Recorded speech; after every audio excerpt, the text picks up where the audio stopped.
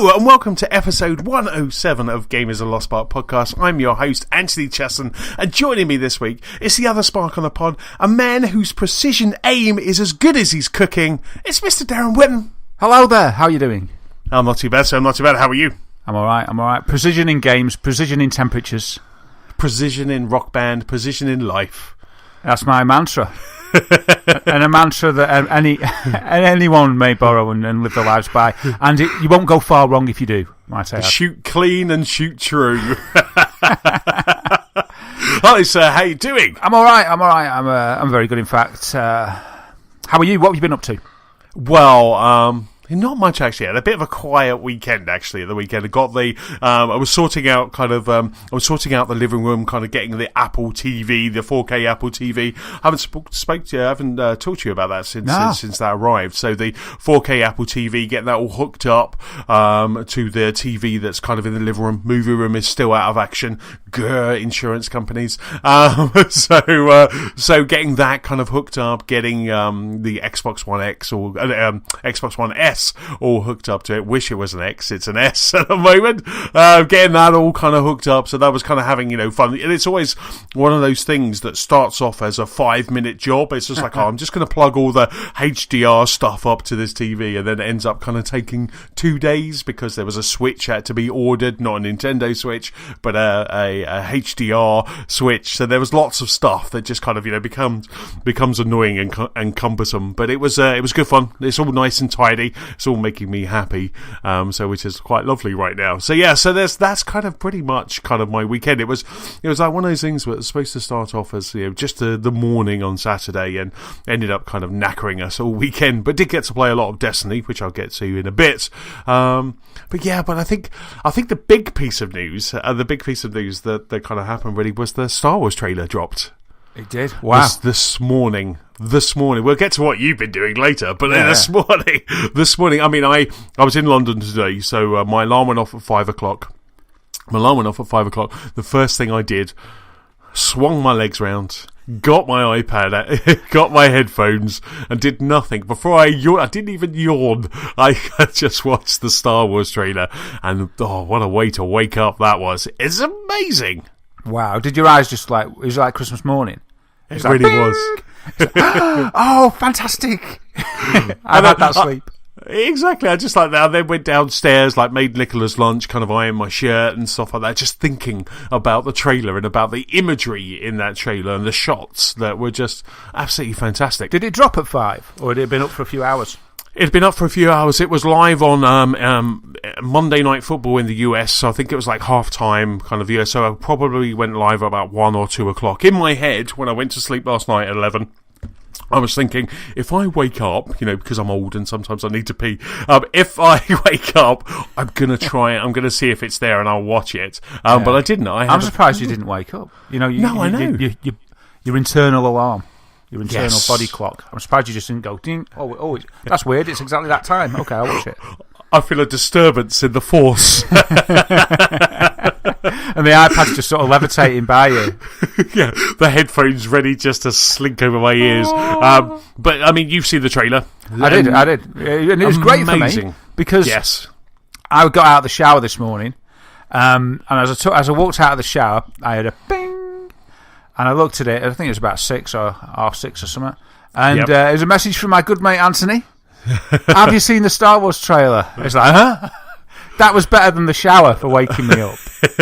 That was better than cold water splashed on my face. I was like, crikey.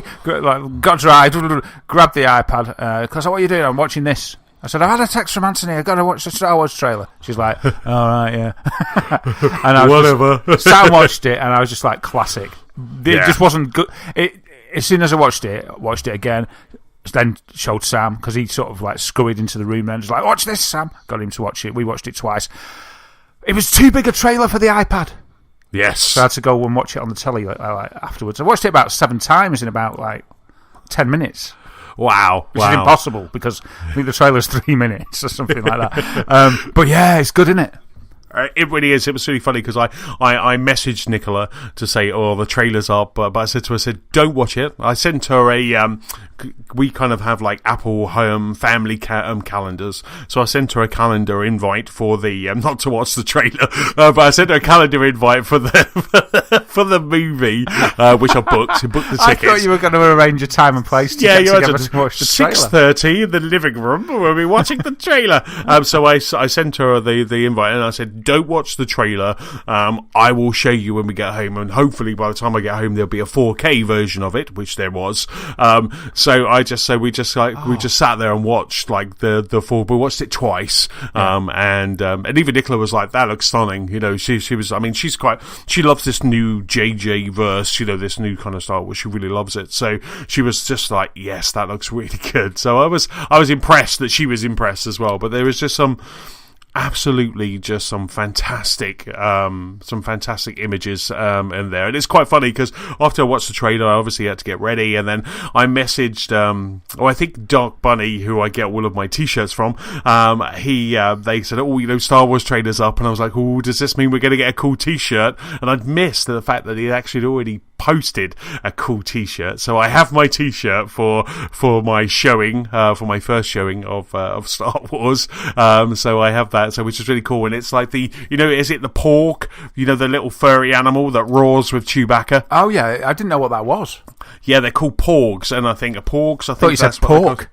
No, pork. Yeah, called pork. It's porgs, Porg. I'm sure that's it. Oh, okay. And so Dark Bunny Tees, they have a t-shirt that says "May the porgs be with you," with a picture of his face, and it looks very cool. So I'm happy to wear that. Very, very good at choosing the star of the trailer. That little porg stole it a little bit. Absolutely, it's been very controversial actually today. It's been there's been a whole camp that's like not liking it, some are liking it. The only problem I have is that if I'm going to go all in, I wear this Dark Bunny tee, and if the pork turns out to be like a Jar Jar Binks, do I just quickly turn my t-shirt inside out? Do I just continue to wear it with pride? Yeah, Dark Bunny should have thought about this and made it somehow reversible. And yes. So on the inside it says "Can't stand that porg." Yeah, down with the porgs. Yeah, you could just sort of like reverse it, and you'd have a sort of opposite slogan on there.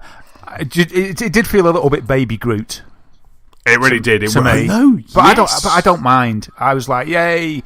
But I'm a sucker for it all. Yes. And the music and everything. I was like, and you can tell it's an exciting bit, and he's going woohoo! And I thought, I had no problem with it. I didn't think it was anything. But I thought Baby Groot, but I let it go straight away. I was like, it doesn't matter. It's Star Wars. I'm okay with it.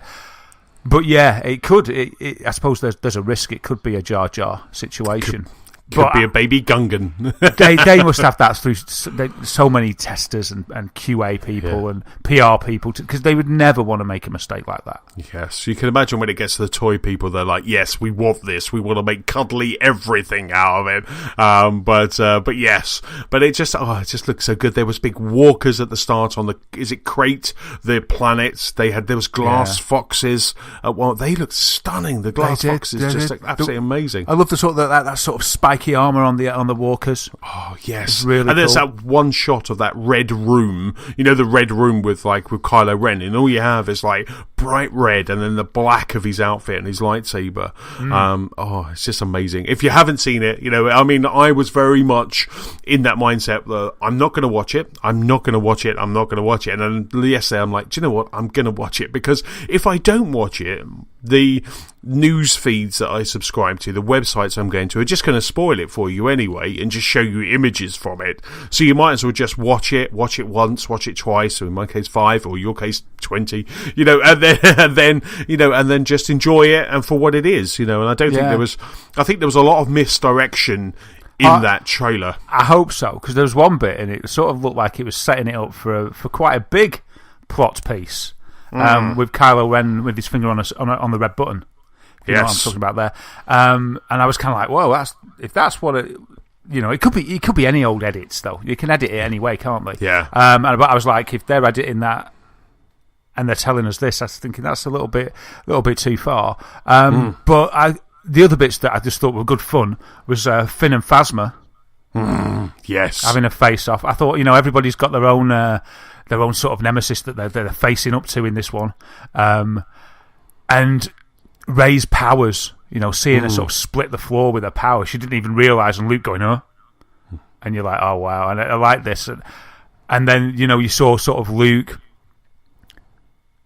learning from his mistakes and stating that, and I thought, I see what this film's about and where this film's going, and I thought, I like this, and if there's going to be a montage of Rey getting powerful, which I think there is, the way she was dancing around with that lightsaber on the island, I love a montage, mate. I love a montage. So I'm going to be enjoying watching her get really powerful in a montage, a 5-minute montage of her doing stuff. She can't lift the rock. And then by the end, she sort of lifts it, and everyone goes, "Hey!"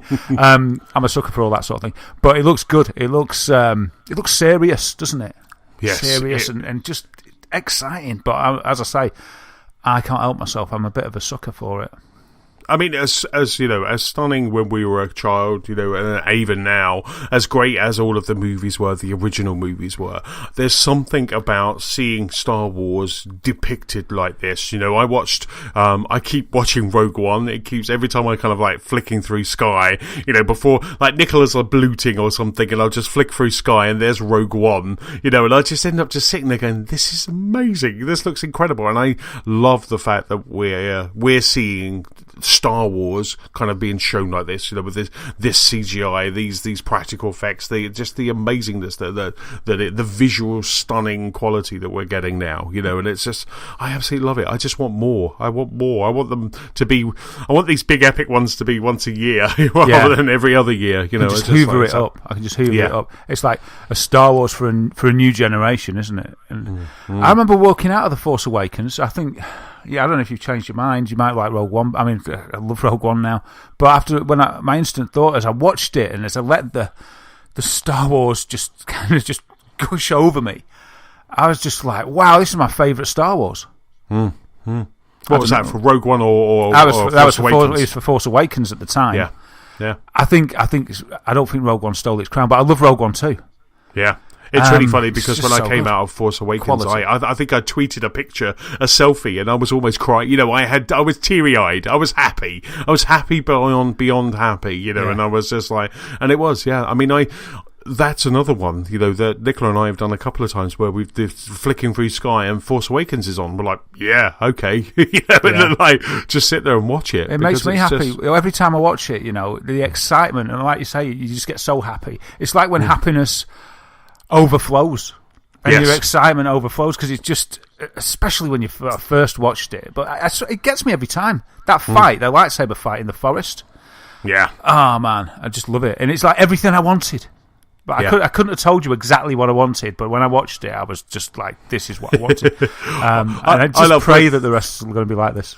Yeah, absolutely. I mean, with The Force Awakens, I love the bit the bit that's in Jakku when, Finn thinks that he's saving Rey, but then she just kind of like takes them all out. And it's right from the start. It's just saying this, and it happens 3 or 4 times in this movie. It's just like, she doesn't need to be saved, and she's badass, and it's really funny because Nicola's like, she goes, I would have absolutely loved a film like that growing up, she goes, I'd have loved a role model like that. That is, because no matter what kind of films back then you're watching, the girl was always being saved by the guy, where this was just, when Finn and Han Solo and Chewbacca break into that area to try and get Rey out, she's already got herself out, and it's things like that I absolutely love about it. I just think it's just so good. It's just such a great movie. It's just fantastic. And like, if people are in two minds about watching the trailer, I'd say it does give a few things away about the themes of the film that I would never have thought. Because I've kept myself sort of blank on it anyway. I'm not one of these like sort of on the internet going, oh, what about this, or reading the forums of what might happen. So I was pretty open, and I'm kind of one of these as well, that I'm happy just to see what happens.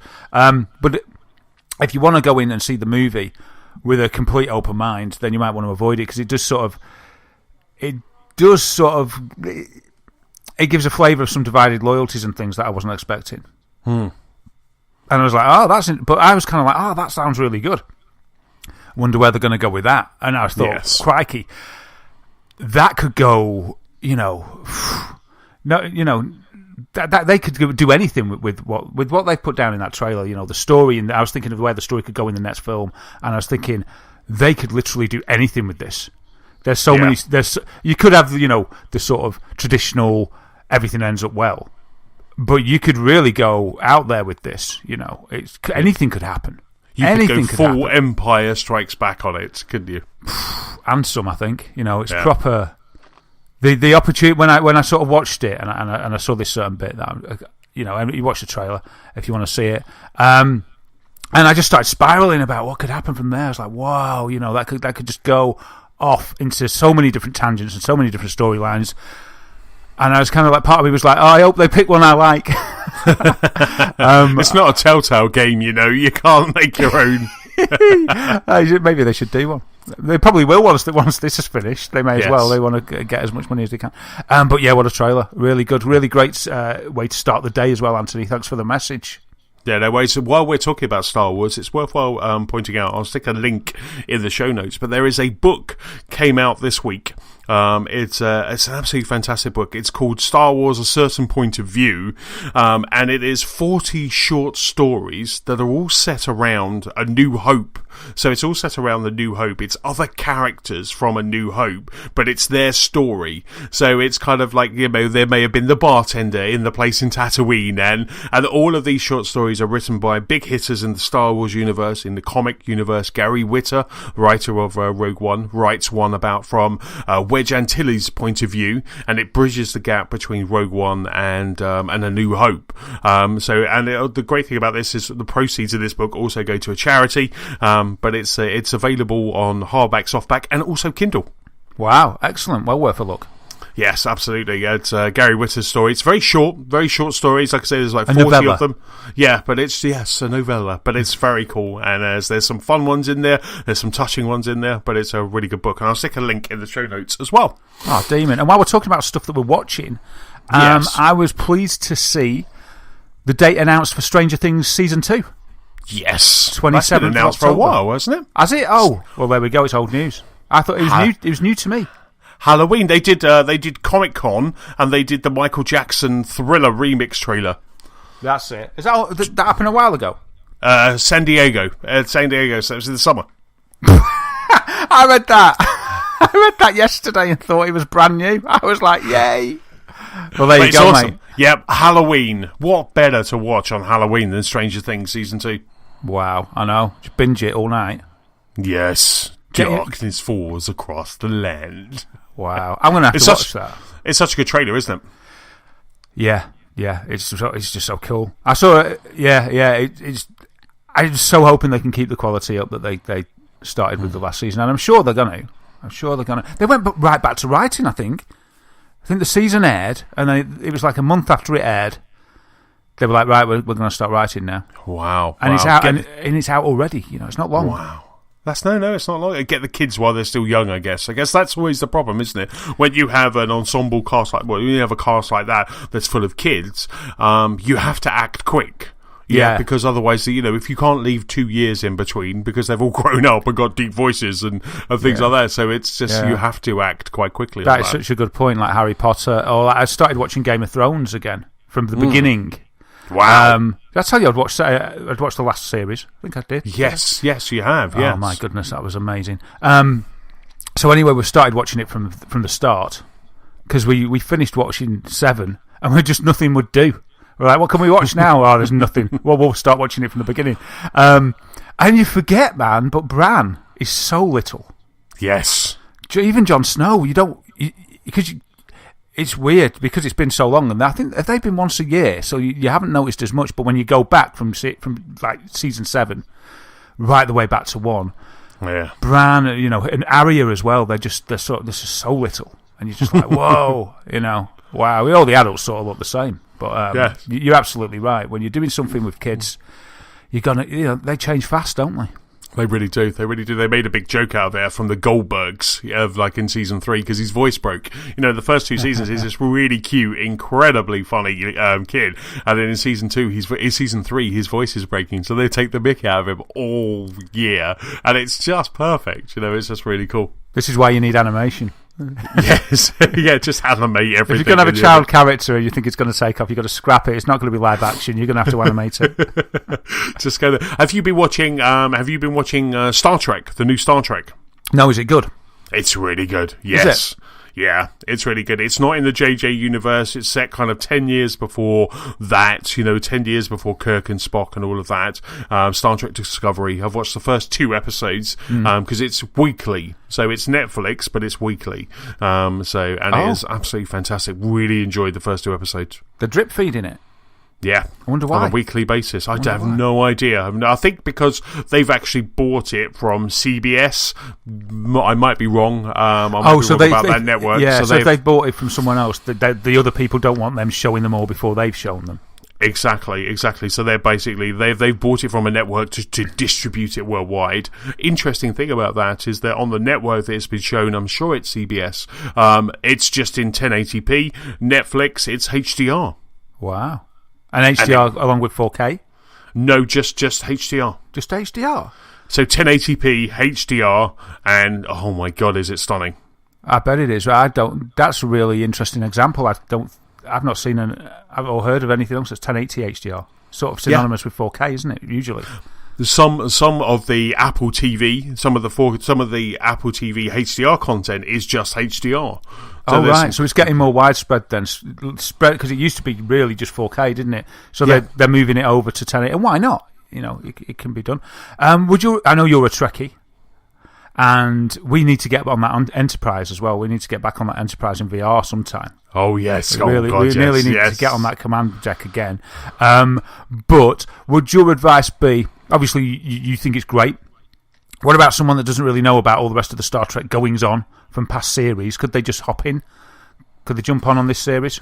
Yeah, absolutely. I mean, at the moment, there isn't really kind of any ties to Next Gen or Voyager or any of those kind of DS9, and you could absolutely just jump in. If you're a fan of the J.J. Abrams movies, you're aware of the Federation, etc., and this just is a really good TV show, and it does actually feel like it has quality, incredible amounts of quality, but it feels like Next Gen. It feels like Deep Space Nine. It feels like a TV show rather than a movie, if that makes sense. Yeah, in a good way.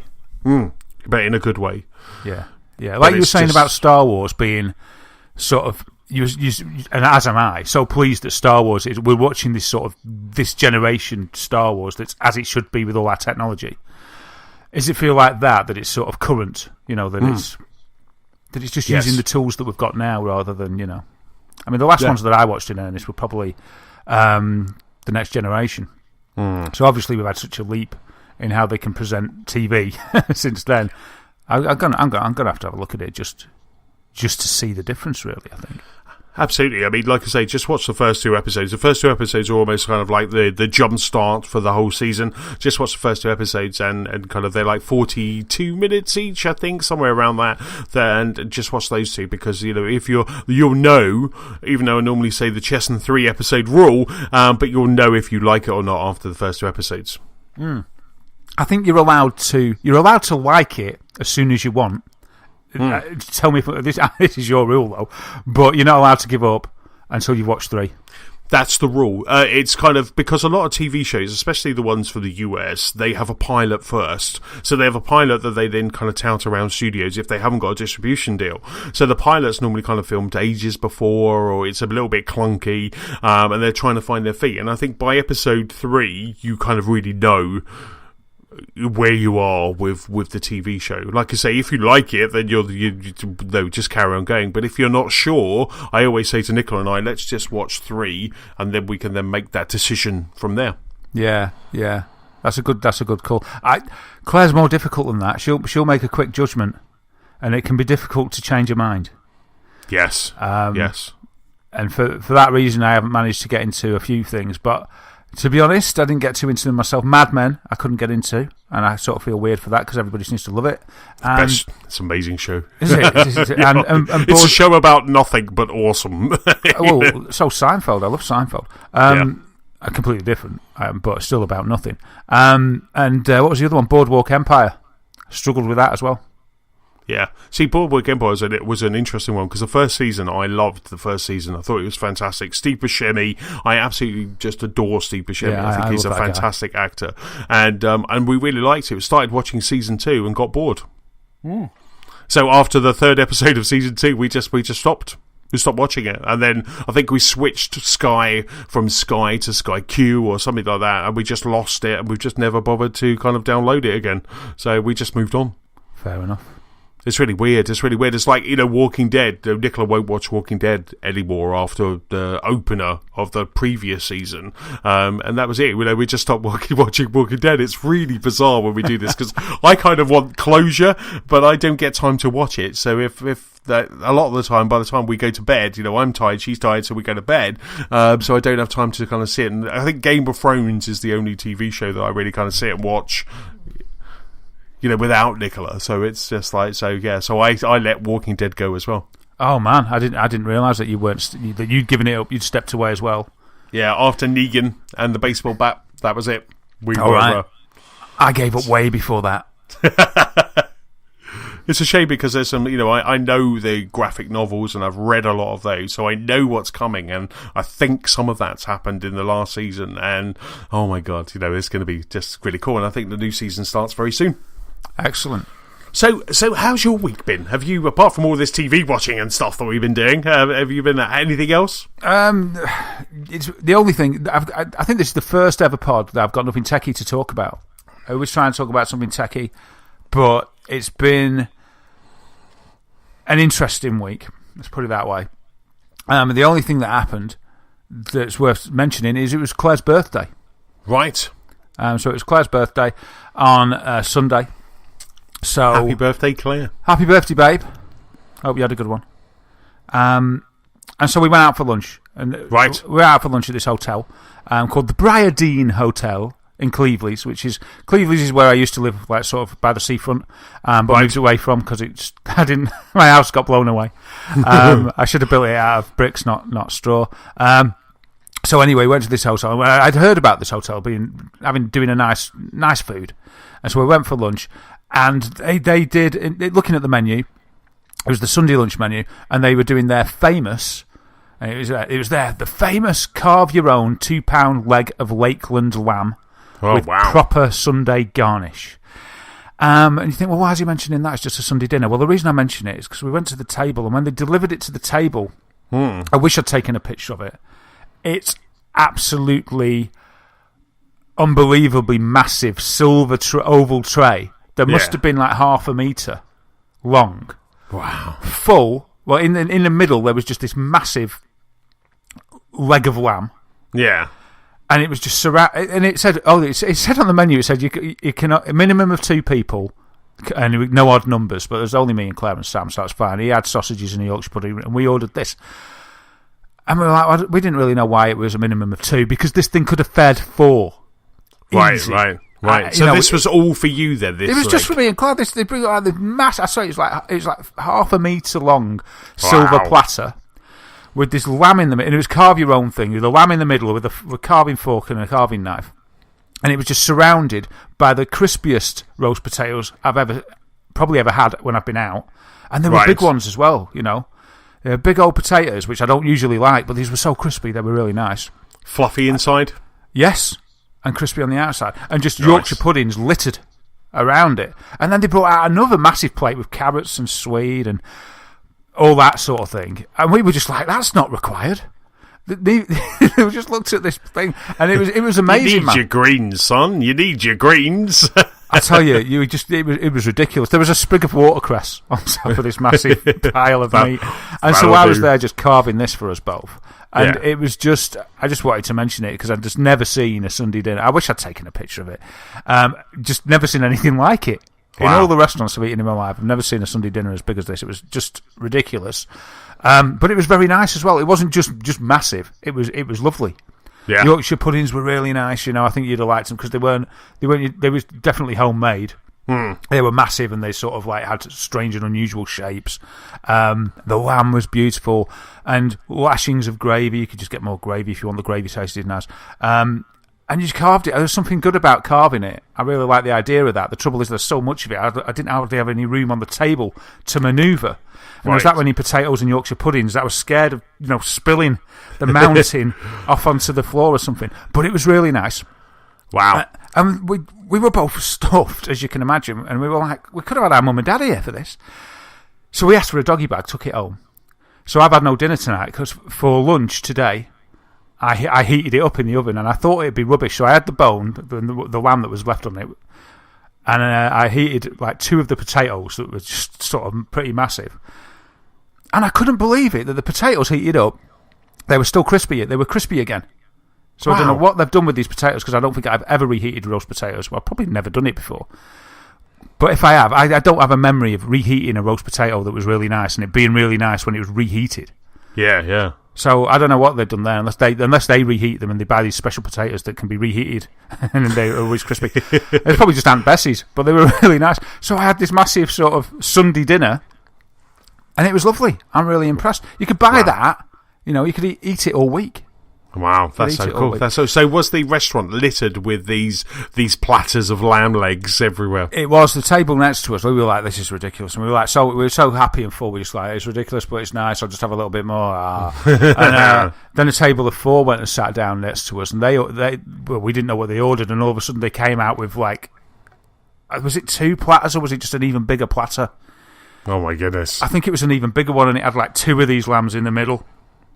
And then it was just mountains of potatoes and Yorkshire puddings everywhere. Never mind the veg that came out. And we were just like, look, they're having one. They're having one too for 4 of them. We were like, crikey. But my goodness me, it was very nice. So Claire had an enjoyable lunch. But the trouble is, after that, we just wanted to sit about. We just went tired. I was going to say, did you have pudding? No. I sort of was tempted with the cheese board. But there was no room. There was no room at the inn. Wow. For cheese or pudding or anything. So we simply took our leave, went home. I was like, what do you want to do now, babe? It's your birthday. We could do anything. She's like, let's just have a sit down. I just want to take a load off. Yeah, so we then sat and sort of, we couldn't really be drowsy because Sam wanted to play and do stuff and everything, but we were just kind of like, we'll just relax at home for the rest of the day. So it was a quiet birthday, but a nice one. But where did they get all these ginormous Jurassic Park, John Hammond style lamb legs? See, there's just like some Jurassic monster outside. I don't know. And how do they judge it? Yeah, how do they judge how many to get? Lamb's not cheap. No. So wow. I really don't know. I wanted to just pop in another time. So I asked him on the way out. I said, "Can you book or can you just pop in?" She's like, "You got to book. You'll never get in if you don't book." And I was a bit disappointed at that because I like to do things on a whim.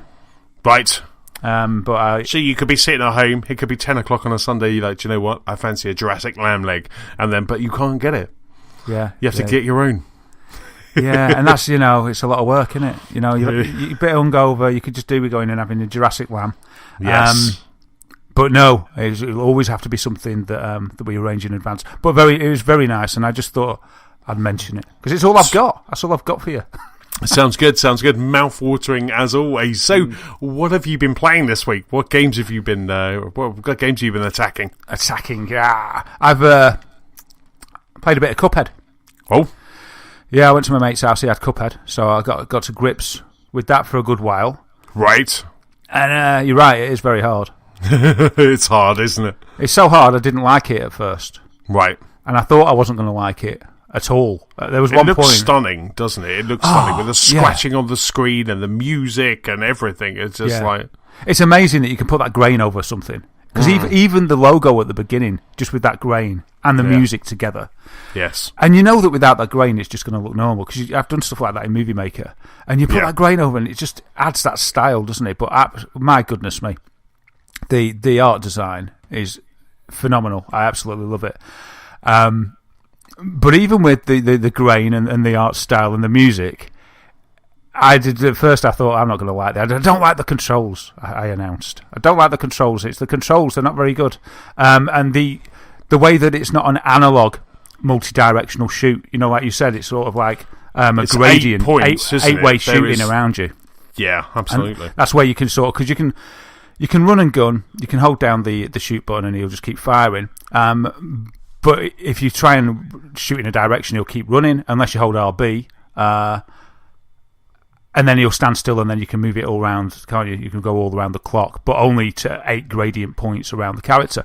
So I did the tutorial and I instantly was just like, wow, this is so beautiful. I listened to the full song at the beginning explaining the situation that Cuphead and Mugman are in.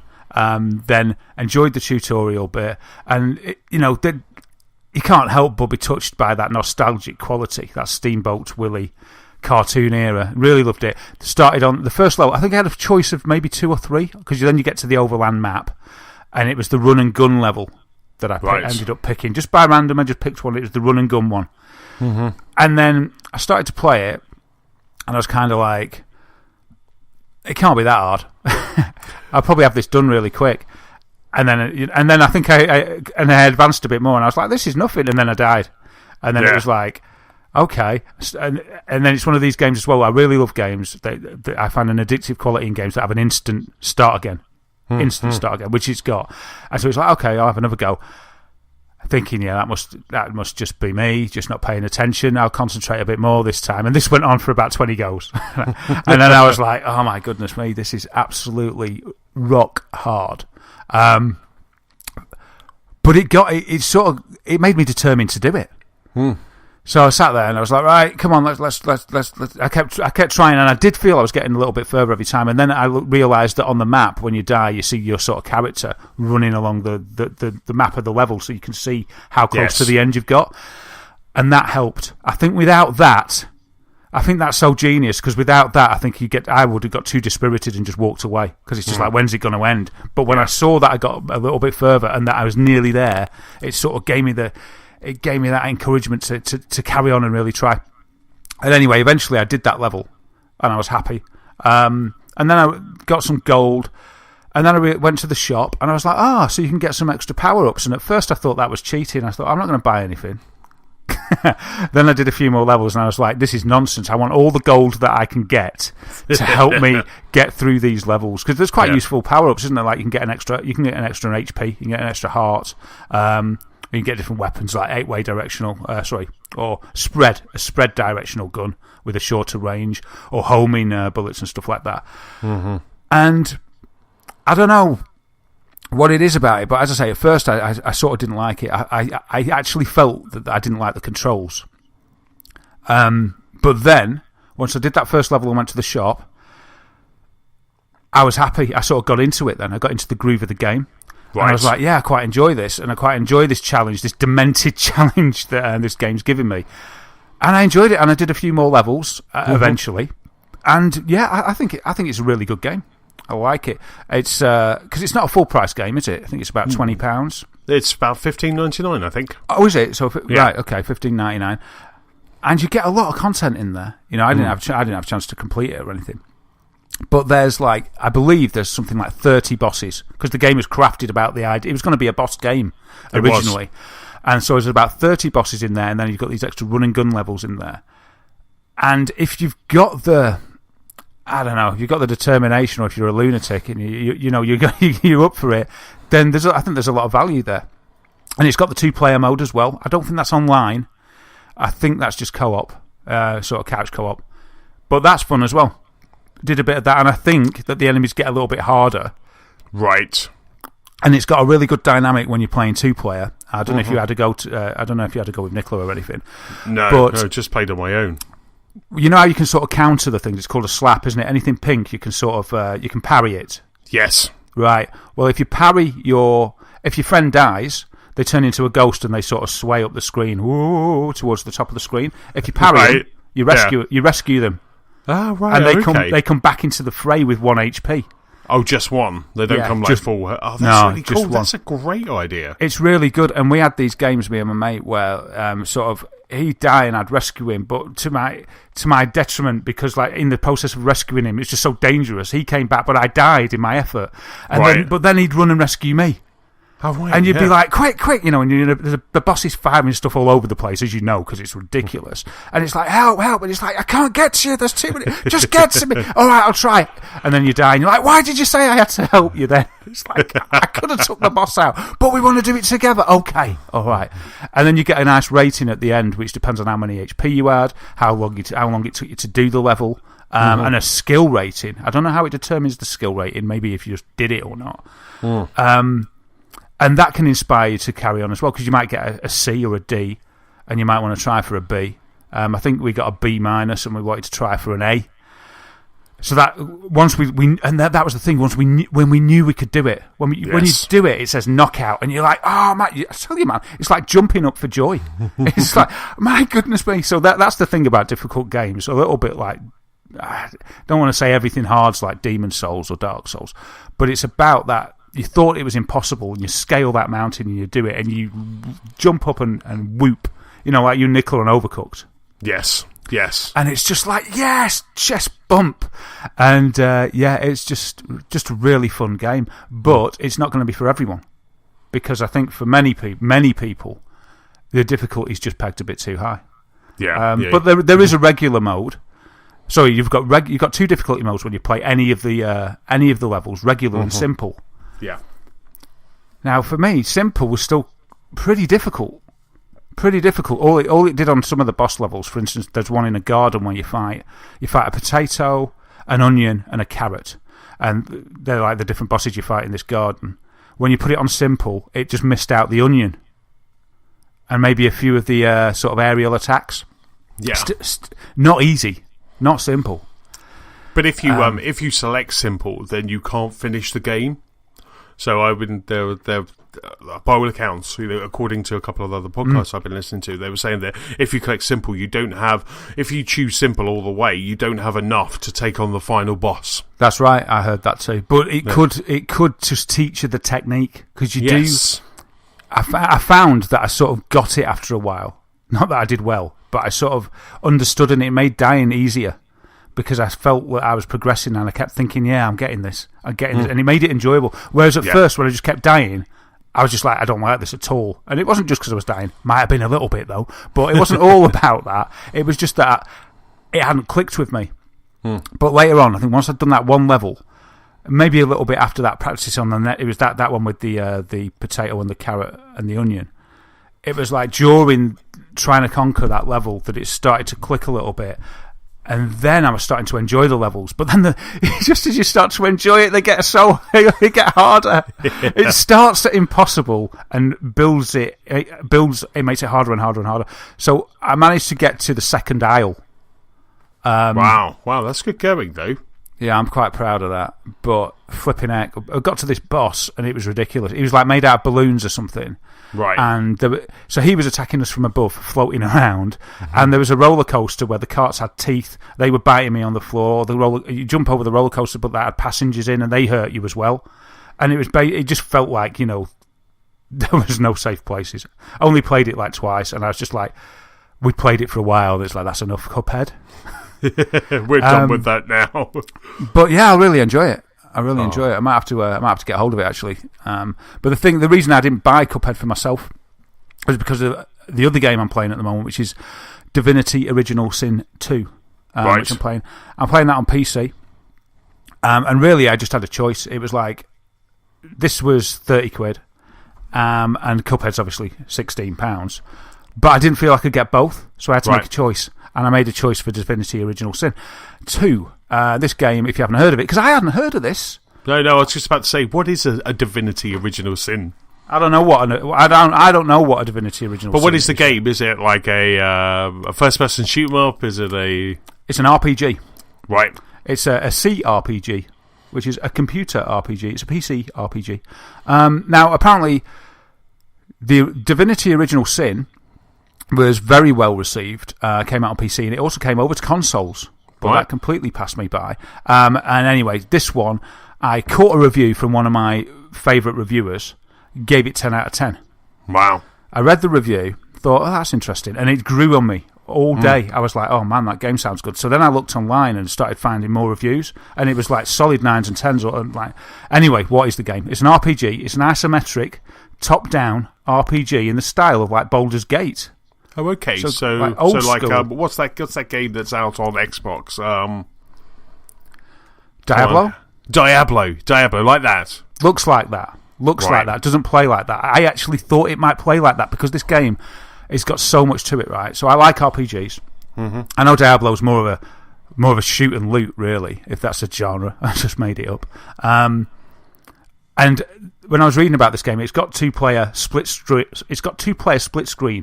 couch co-op, right, or online co-op, and up to 4-player co-op as well. I don't think it does 4-player local, but it can do 4-player online. You can even have 2-player on couch with another 2 players online. Gotcha. Or any mix of that, which I thought was pretty cool. But essentially, I thought like me and Claire or me and Sam could basically play it a little bit like me and Claire played Diablo 3, and Claire loved it. She'd never played a game before, really, but she loved that. And I thought, this will be great. But this isn't just shoot and loot. This has got a massive, intricate story. Right. It's it's an in-depth RPG. It's probably the most in-depth RPG I've ever played. It starts you off. There's not that much explanation.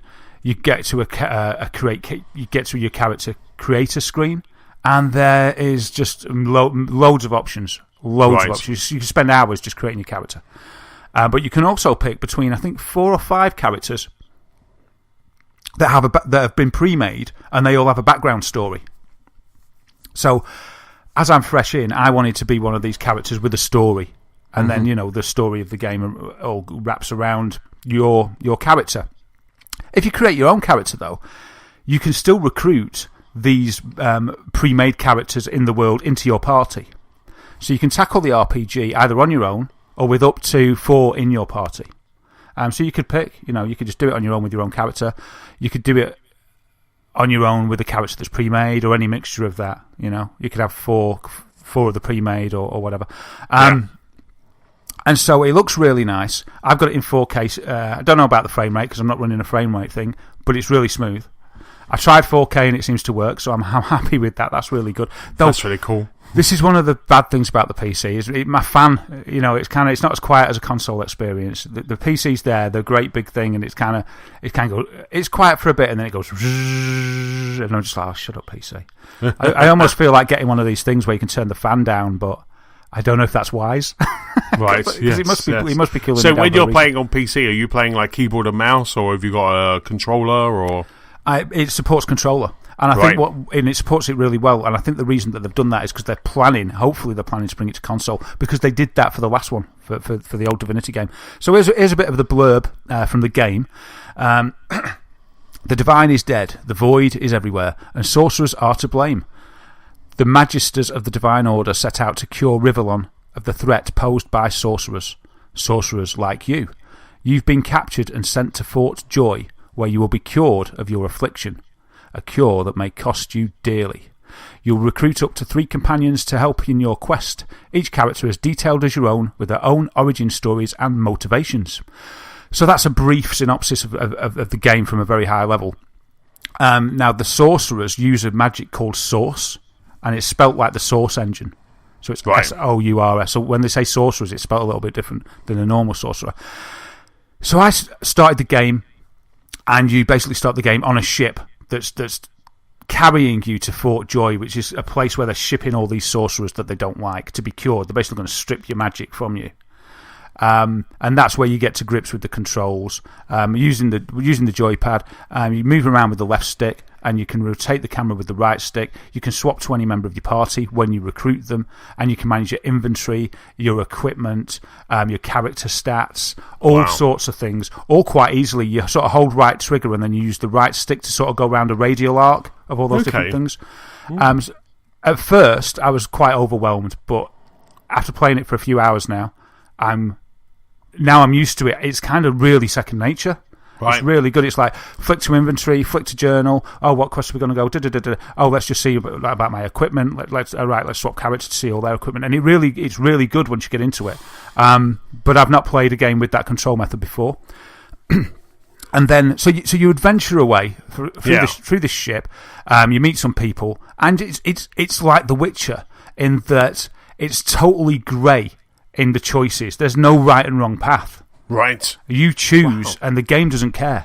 It's kind of like if you're going, but people will respond to you. If you're horrid, then the guards will come down on you and stuff like that. And if you're nice, well, it's hard to know it's hard to know what is nice. It's hard to know what is the good response. You just get thrown questions, and every character is voiced, which is really nice. So you're not reading loads of text. It does write it on the screen, but every character is voiced. There's something like 1 million.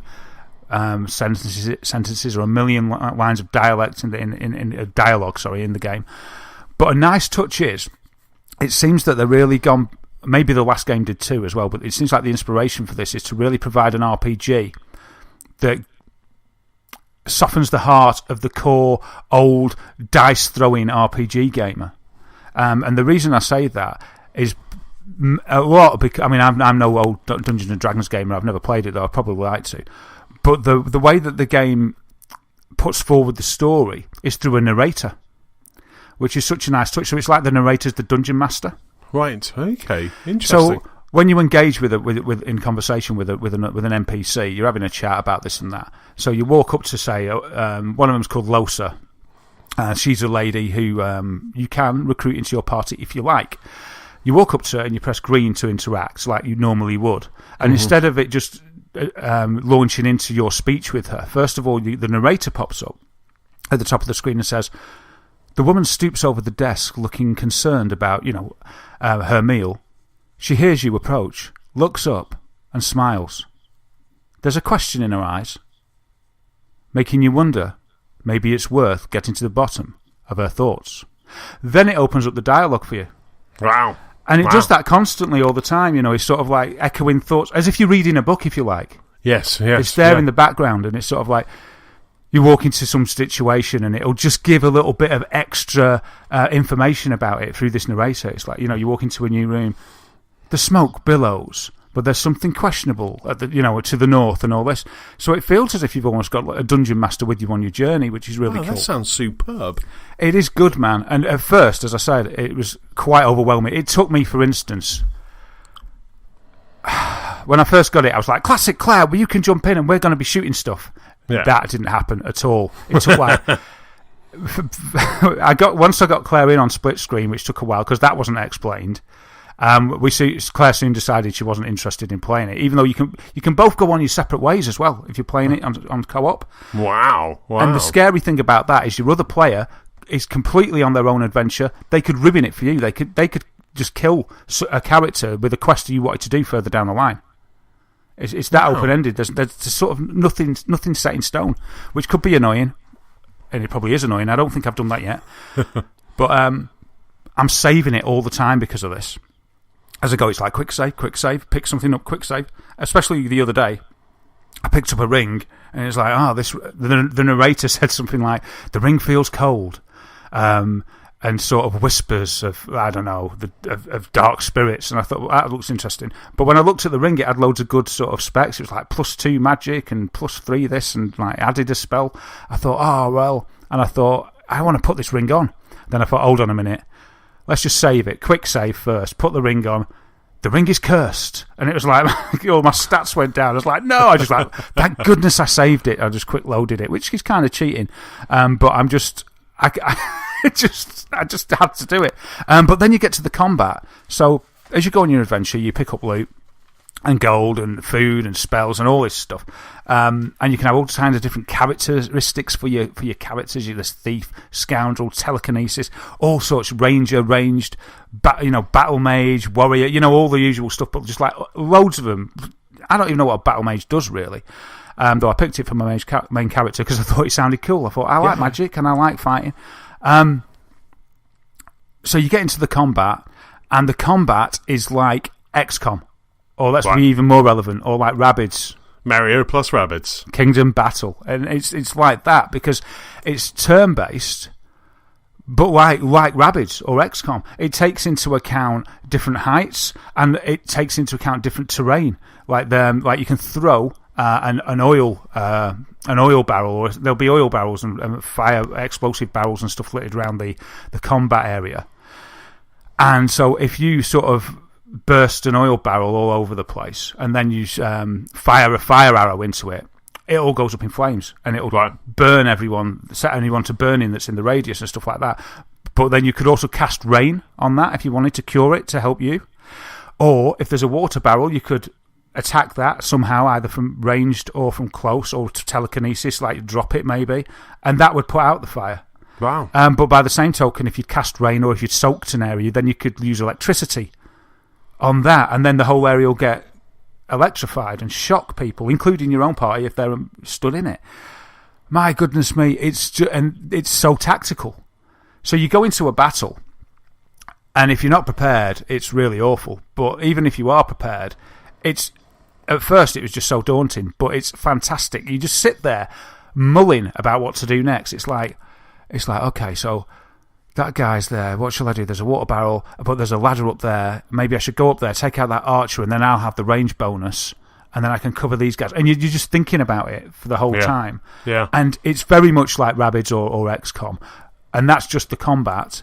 And then there's this massive quest which I am nowhere near into. I'm probably about, I don't know, a few hours in, but more than a few hours in, but it feels like I've only just started to understand how it works. And I don't know if that's a selling point. To some people, that would be off-putting, and I'd say you would take that on board. This isn't a game that you can just jump in and start playing straight away, you know. But it is a game that I'm at this stage with now where other games are seeming to be too simplistic. It's like, all I want to do is do this game. Right. Even though it takes ages just to walk into a room, and there's so many options. Where I've left the game at the moment, I walked into this room, I beat the guy in the room, and I was so elated at that. You know, we're talking almost Cuphead. Not quite that, but a lot of elation. I was really happy to have worked it out. And then in this room, there was just loads of soul jars, and one of them was from a character that I'd met that I didn't even realise she didn't have her soul taken away and stored in a soul jar. And when I touched the jar, the narrator then described a flashback of this character's life, and she'd done some bad things, but she's making out that she's good over where I'd met her. She's like a high priestess. Right. And then it gave me some choices. I said, do you want to smash it? Do you want to absorb the soul, put it in your backpack and keep it for later, or do nothing? And I was perplexed by that decision. I don't know what to do about that, so I'm going to probably go back and talk to her some more, and I put it back. But the trouble was, mate, there was another 5 soul jars with names on them that I hadn't even heard of that all had a story, and I was just like, this is ridiculous. And this is all from the first bit, which is escape from Reaper's Eye, which is this island. So you go to Fort Joy, and I've actually managed to escape from Fort Joy, which I think is like the first mini bit to do. Though there's plenty more to do in there, and I'm going to go back and do it. It's just that I'm still finding my feet. Got out into the marshlands. And it's just expanding, and it's really good. But also, so that's amazing. I really like this game. I can't really recommend it enough for anybody of that persuasion. I would really recommend it. If you've got a PC, I think, and you like RPGs, have a read of the reviews. You know, take it on board that it's an in-depth one. It's not one that you can. Well, maybe I'm just foolish. You know, if you're on PC, maybe this is easy for PC RPGs. But just this is my first RPG. Exactly. This is Fisher Price. What you on about? But as well as all that, right? Apparently the quest is like 80 hours. The side quests are meaningful as well, Anthony. You know, like The Witcher. They're not just like tacked on. But anyway. It's also got I told you about that. It's got PvP arena combat as well on multiplayer, and there's more.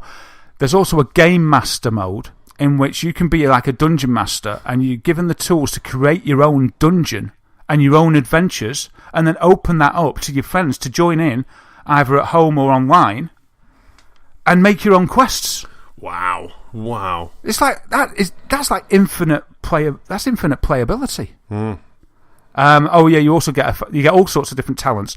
One of my guys has got a talent called Pet Pal, which means you can talk to the animals. Right. In the world. So instead of, because I erased my first save because I just decided I needed to start again. But the first time I didn't have Pet Pal, and you'd see dogs and stuff, and they go like ruff ruff. And then the second time I had Pet Pal, and every single animal has got a little story to tell. And often they'll give you clues about treasure in the area, or they'll say that one dog was missing his mate. He said, "Where's Rover? Where's Rover, my friend?" And later on in the game, you find that he's been taken by the Magisters and sort of changed into one of these blood-sucking sorcerer-seeking hounds. Right. And the first time I went into that room, I just got completely savaged by the dogs. The second time I went into the room, because I had the Pet Pal talent, I talked. It gave me an option to talk to the dogs, and I said one of the names of the dogs was his friend, was like Rover, and it's like, oh, do you know Bruno or whatever?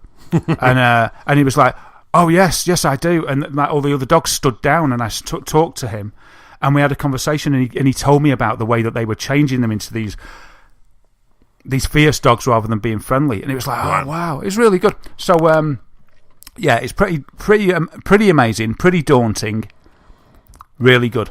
So I'd recommend that.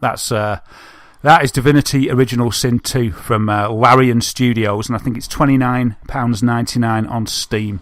But it sounds like even though it's daunting, it sounds like from what you've been saying there that the payoff is there. So even though it's daunting, it's worthwhile and it's rewarding at the same time. Yeah, it's one of those games that it is daunting, but the more you put in, the more you get out. And as I say, for me at the moment, I am just littered with options with what to do. And it's kind of all...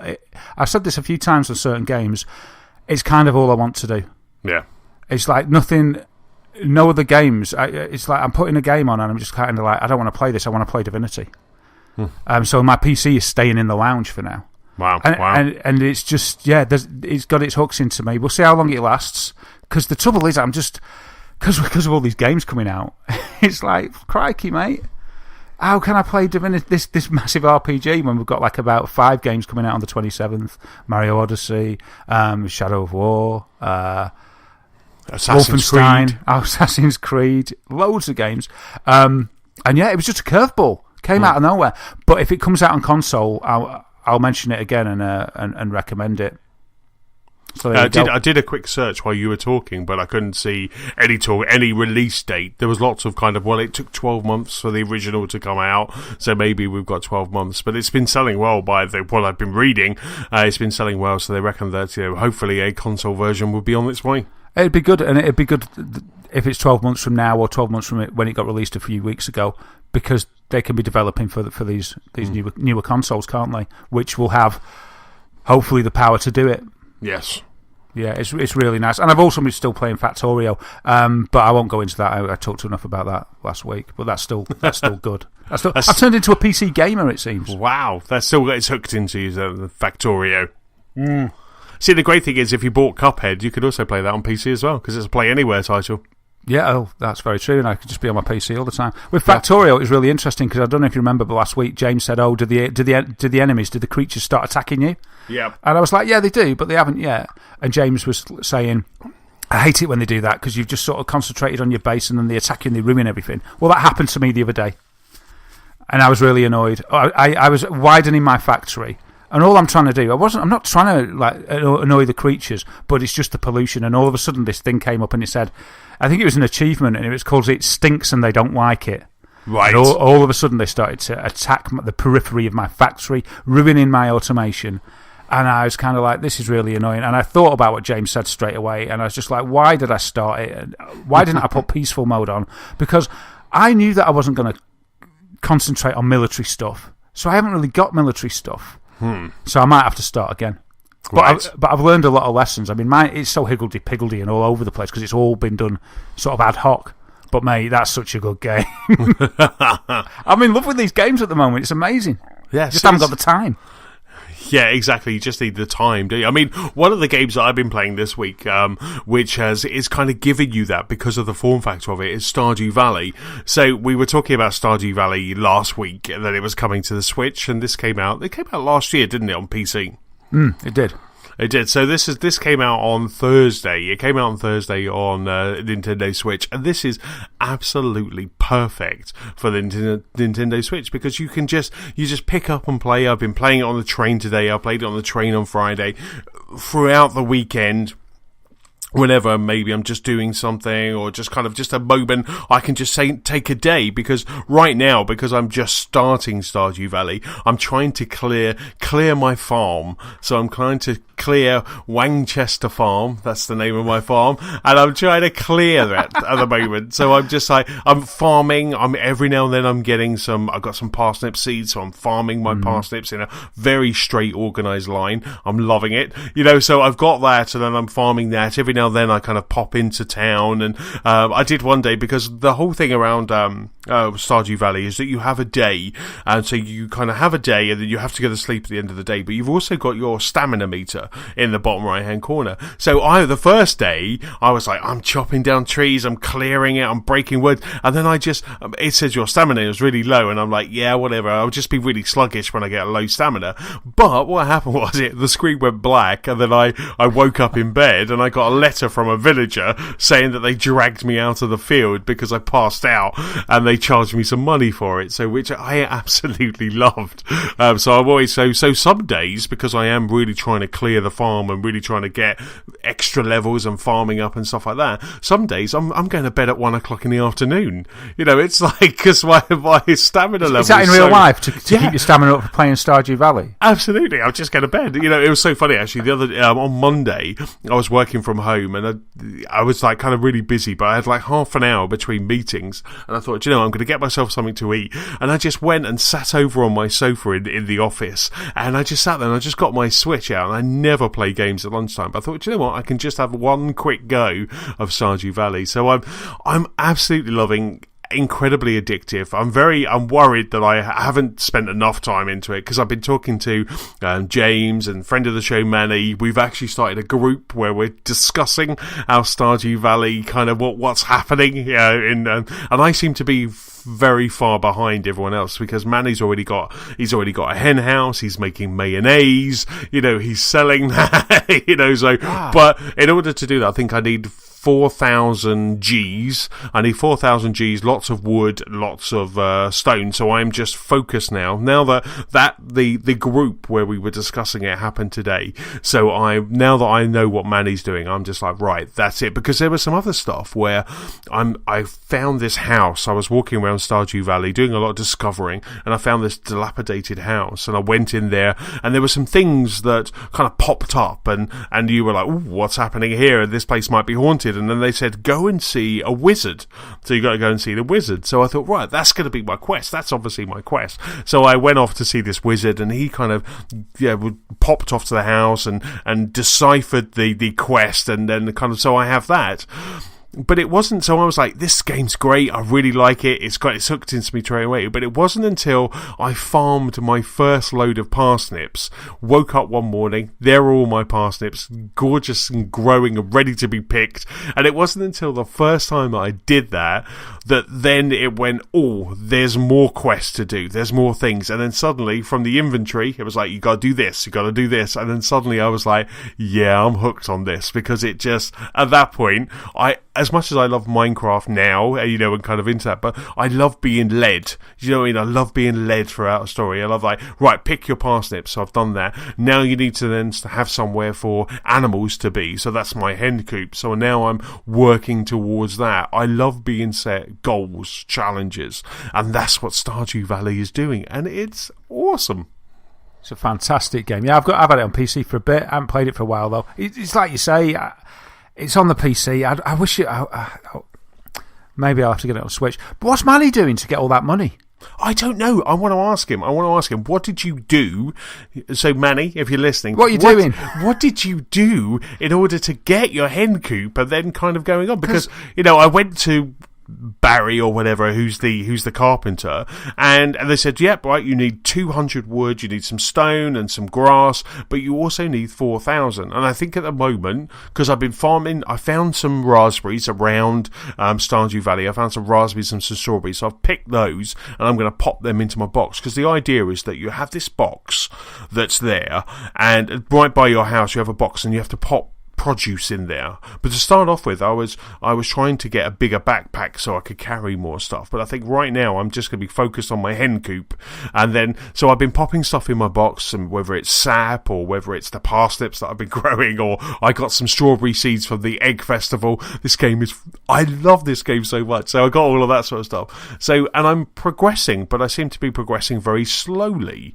And I just need to kind of progress a little bit faster, I think. So I think my problem is I just need to put some more quality time into it. I think I need I was due to go to Manchester tomorrow, but I'm not, unfortunately, because that was going to be my Stardew Valley time.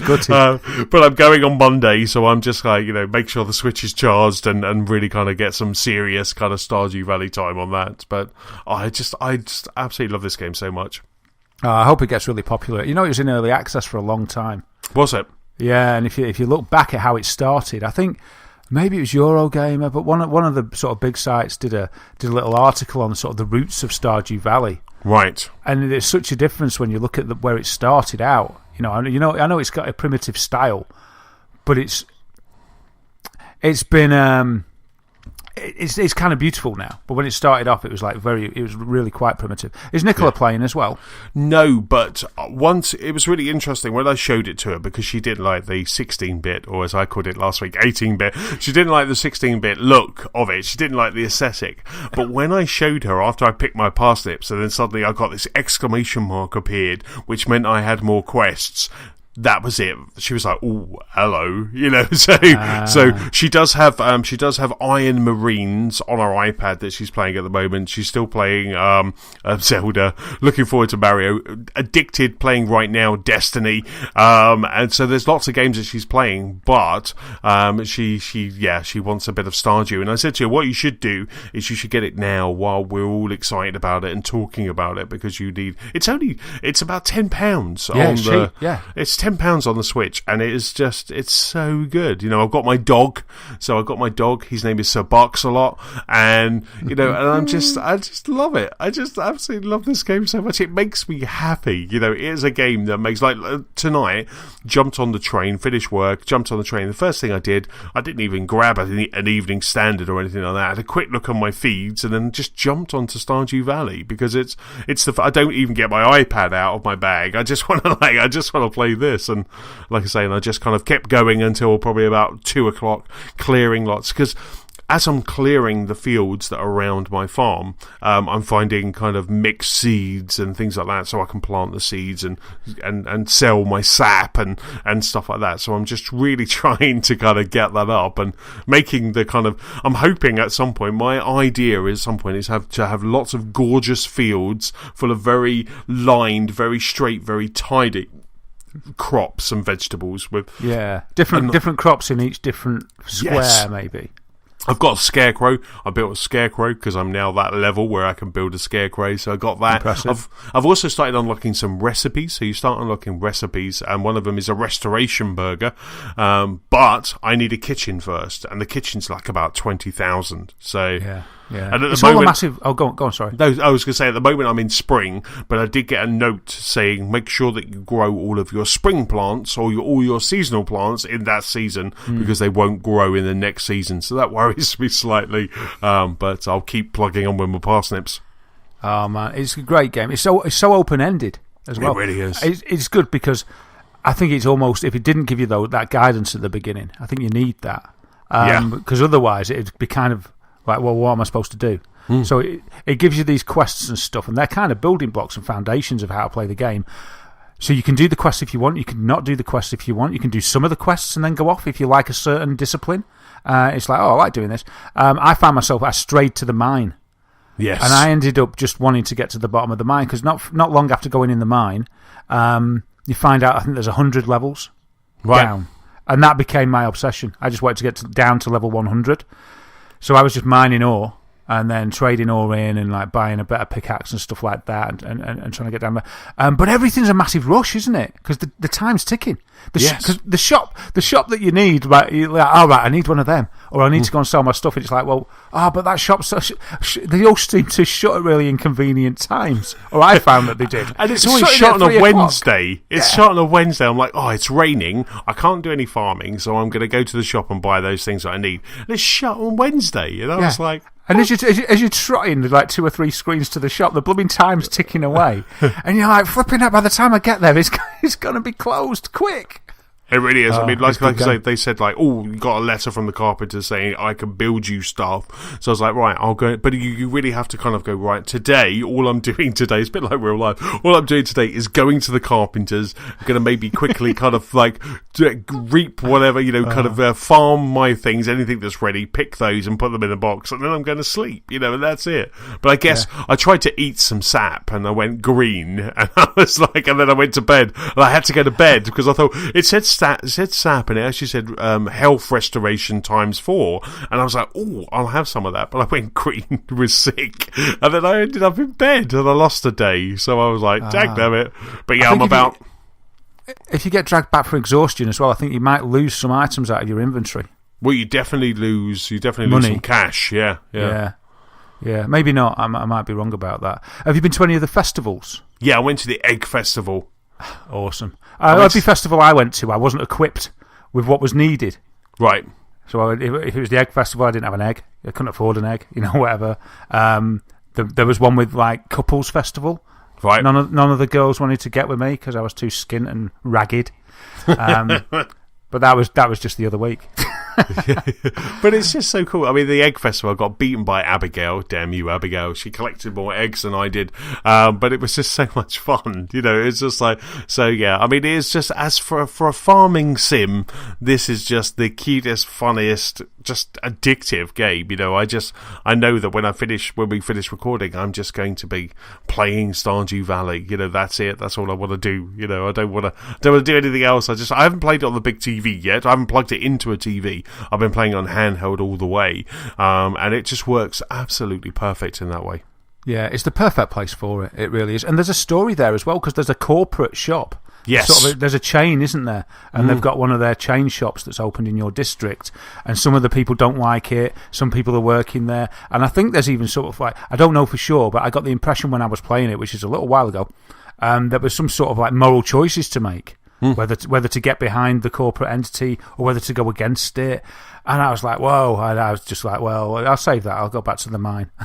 But yeah, you can build loads of stuff. It's just, mate, you're giving me the urge to play it. But I don't want to play it on PC. I want to play it on the Switch. Yeah, though, absolutely. Like I say, it just runs so smoothly. It just runs so well on the Switch, and it's just absolutely fantastic. It's really funny because I thought I would be playing Golf Story and then be kind of switching between the two, but I haven't even fired up Golf Story since I played it. So last time I played Golf Story was like last Monday, and then obviously, like I say, Stardew Valley came out, and then that's just like taking my time, with my Switch time. So I want to get back to Golf Story because it's such a great RPG and it's such a great story. Because my idea was I'd play Golf Story and then once a day I would do a day's worth of Stardew Valleying, but I think I need to get to that point where I can do a day's worth of valleying rather than at the moment I need to kind of just like focus on just getting everything kind of ready. So it's just so much fun. It's so you much need to do that early grind, but it's not a grind because it's fun. Yes. But it's difficult, isn't it, when a game captures you like this, but when you've got a couple of good games on the go, like me with Divinity and Factorio, but they're both games that they're both like RPG. They take time, and you've got Stardew Valley, which you can do it in bite size, but you want to get into it more because the more you put in, the more you get out, and it's difficult. But then that's the beauty of the Switch, because as you say, if you've got to go here and there, waiting rooms, queuing, commuting, it's always there for you. So at least you got that. At least the Switch gives you that freedom to untether and go off merrily farming or golfing wherever you may be. As long as you don't do it, as long as you don't get caught doing it at your desk. You got your own office, haven't you? I have indeed. I've got my home office. No one can see me. It was quite funny actually today. Like on the way back from London, I was early. I had a meeting cancelled, so I got early. So I text Nicola, said, "Oh, it's 5:10. I'll wait for you and we can walk home together." And there's like a bench not far from her work, so I just basically sat on the bench, got my Switch out, and just kind of played some Stardew Valley while I wait for Nicola to finish work. It was quite nice. It was lovely. Yeah, I love it. I had to go to the dentist the other day, and I took the Switch along, and I thought, the dentist's usually a massive wait, and I thought, this is great. I could take my Switch. Awesome. So I got there, went in, and I thought, the waiting room's there, the dreaded waiting room, and I thought, it doesn't matter to me. I'm quite happy. But I went in, sat down, I wasn't sort of trying to make a big show of getting my Switch out, but because I don't care that people might think, what are you doing gaming, as an adult. I'm proud of it. So I was like getting it out, thinking, yeah, techie me. But I only got the zip about a quarter around the case, and they called me in. Mr. Whittam, and I was like, blooming it. It's had an insult to injury. I had to have a fill-in, so it wasn't even like, it wasn't good in any way. I was looking forward to a half an hour wait or something to get used to the idea. But I tell you, I hadn't even opened the case, and they called me in, and I was like, that'll teach me for coming early. You were like, could you just see someone else? I'm playing Pokken or whatever you were playing. I think I'd popped Zelda in, believe it or not. How is your Zelda in going? Because, we're a couple of weeks away from Mario Odyssey coming out. Yeah, I might have to complete it.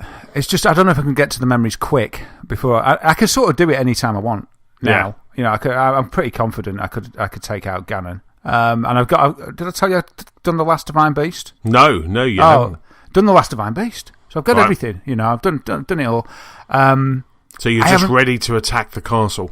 Yeah, I haven't played it enough. I wouldn't usually want to attack him now, but I could do. You said get all the memories first, so I was doing that.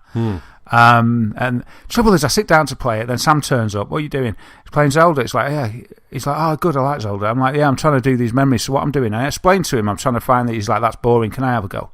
And I'm like, yeah, you have a go. And then as soon as he grabs it, he starts just breaking my swords. He instantly dresses up in the Gerudo girl outfit because he likes the look of it. Yeah. I'm like, why'd you put that on all the time? He's like, I like it. It looks like a ninja. I'm like, all right. But she's cold. He's cold. It's too cold. He loves it. He puts on the normal outfit, tries to get in the city, gets chucked out, and then puts the other outfit on and goes in. Yeah. He just loves it. But then he just takes over, and then I think, I can't play it now because I don't want to bore him. So it's difficult for me because he enjoys himself, but he contributes nothing to my game. But that's just you should give him his own save. That's what you should do, and let him do his own thing. I know, but he doesn't like that. He doesn't want to do all the stuff at the beginning. He likes to just be able to do what he wants to just do what he wants and ruin my game. So yeah, I put my foot down. I was like, I'm playing it now, and I did the Divine Beast. Yeah, and that enjoyable. I enjoyed them all. I love all the puzzles and the shrines and everything. And I was kind of like, yeah, but I want to get the memories. And I want to say to you, it's time to clock it. It's time to do it. But it's just that I want to play Divinity and I want to play Factorio. Where's the time? But, so yeah, it's there, ready to be done. The thing is, I'll be making time for a Mario Odyssey, most certainly. Yeah. So that it's weird to just make that time up there. But yeah, it's there, it's ready. It's just blooming time. It's just blooming time, man. But yeah, I love that game so much. What an amazing game. Fantastic. Other games I've been playing this week include I've been playing some more Forza 7. So I've been jumping into Forza 7. Absolutely loving Forza 7 so much. I played. I was driving around. There's one of the challenges is an old Formula One car, like a Brabham or something like that. And I was basically just driving around in a Brabham. It's basically just like the kind of very old Formula One car. I was driving around in that, and I had so much fun. It was just one of these moments where the course, the look, the car was just so much fun, and it was just and I really just enjoyed that on Sunday. So I've been Saturday morning and Sunday I did my thing where I'm listening to a podcast, playing Forza, and I just absolutely loved it. Just really enjoyed it, and that is something that I'm happy to just go through. Happy to just go through Forza and kind of slowly at the moment, because I really am just biding my time for the Xbox One X to come out so I can kind of play it in 4K. But I'm happy doing what I'm doing because it's only right now I'm getting through all of the minor classes, if you will, and kind of the kind of noddy cars, the hatchbacks and stuff like that. So by the time the Xbox One X comes out, I'll be playing in the supercars. So I did mess myself up slightly because I got lured by an achievement. There was an achievement to kind of get to a certain level with cars, or buying cars. So I just went through going, yeah, I've got loads of money, and I started buying all of these cars. And then I kind of ran out of money, and now I've got some races that I want to get to that don't have any eligible cars. So I'm like, I really screwed myself here. That'll teach me. Races again? There's some races that I can do. There's some races where they give you cars, so I can do those, and that's why I was doing with a Brabham, but I just ended up absolutely loving it. I think in Forza Horizon 3, if you came to something like that, they'd lend you a car, wouldn't they? Yes. So you can just use this car for that event if you want, but you wouldn't have a choice of other stuff. Yes, but that was no, it doesn't. I mean, that's Horizon, isn't it? So it's it doesn't do the same thing then. No. So I was just like, damn it, I've really messed myself up here. But it's just, it's still so much fun. So I'm just, I'm really enjoying it, and just like absolutely, it's stunning. Some of the courses you're retreading some old courses like Maple Valley. I think I was talking about this last week, but just seeing them in HDR and seeing them kind of just with this new engine, it's amazing. This absolutely just stunning, just absolutely stunning. And it's a great game. I'm really enjoying it. I didn't think I'd enjoy it this much coming off of Forza Horizon, but I really am. I'm really enjoying it.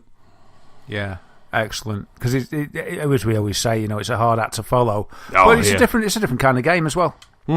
It's a different racing game, but it's different kind of. It's a different style, isn't it? Yeah. Have you jumped into the Gran Turismo demo yet on PS4? No, I haven't had a chance, but I believe it's quite large. So if you want to download it, best be kicking it off in advance. I think it's 45 gig. Wow, really?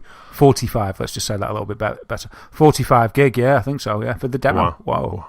Superb. So elsewhere, I've been playing. I played the Star Wars Battlefront 2 beta, and was quite pleased that was in HDR. That was running in HDR. It looks good. Oh my god, it looks stunning. I was playing the one level that I got. So they gave you 3 levels. They gave you a space combat, which I had a quick go of. It's just fantastic. They give you a kind of Naboo, so a Phantom Menace, where you have the droids, similar to the E3 demo. Where you have the separatists and the droid army. They kind of gave you that, but then the one that I really liked was more in the kind of Force Awakens era, and you had the New Order versus the Rebels, and it was in Maz Kanata's castle. So you're it's like they've just taken that whole scene and they have rendered it perfectly. It is just superb. You go in, there's the open fire. There are no characters there, so it feels empty. But there's that area where you ran down where Rey saw the lightsaber, and it's just amazing.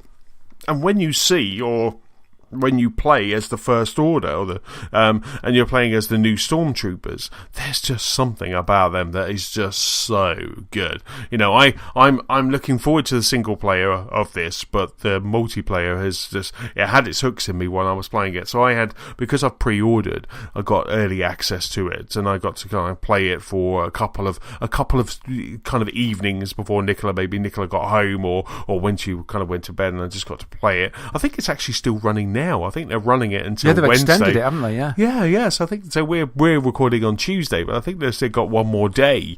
But it's really good. It's such a great improvement. The only criticism I would have, and this is a beta, so maybe it might get changed, is that the Wookiees look weird. They looked weird in the last one.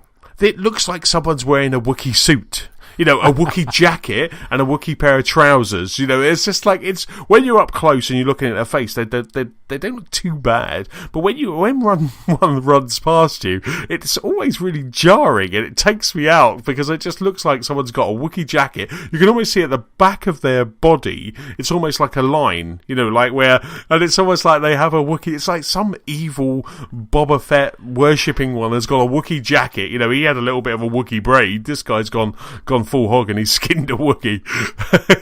he's infiltrated the rebel. Every now and then he does a really dodgy Chewbacca. It's just like, you're not a Wookiee. He's like, damn it. But no, that was my only criticism. I mean, when you fire up and you're in Maz's castle, when the surrounding areas, in the distance, it's out of the game zone, but in the distance is the Millennium Falcon.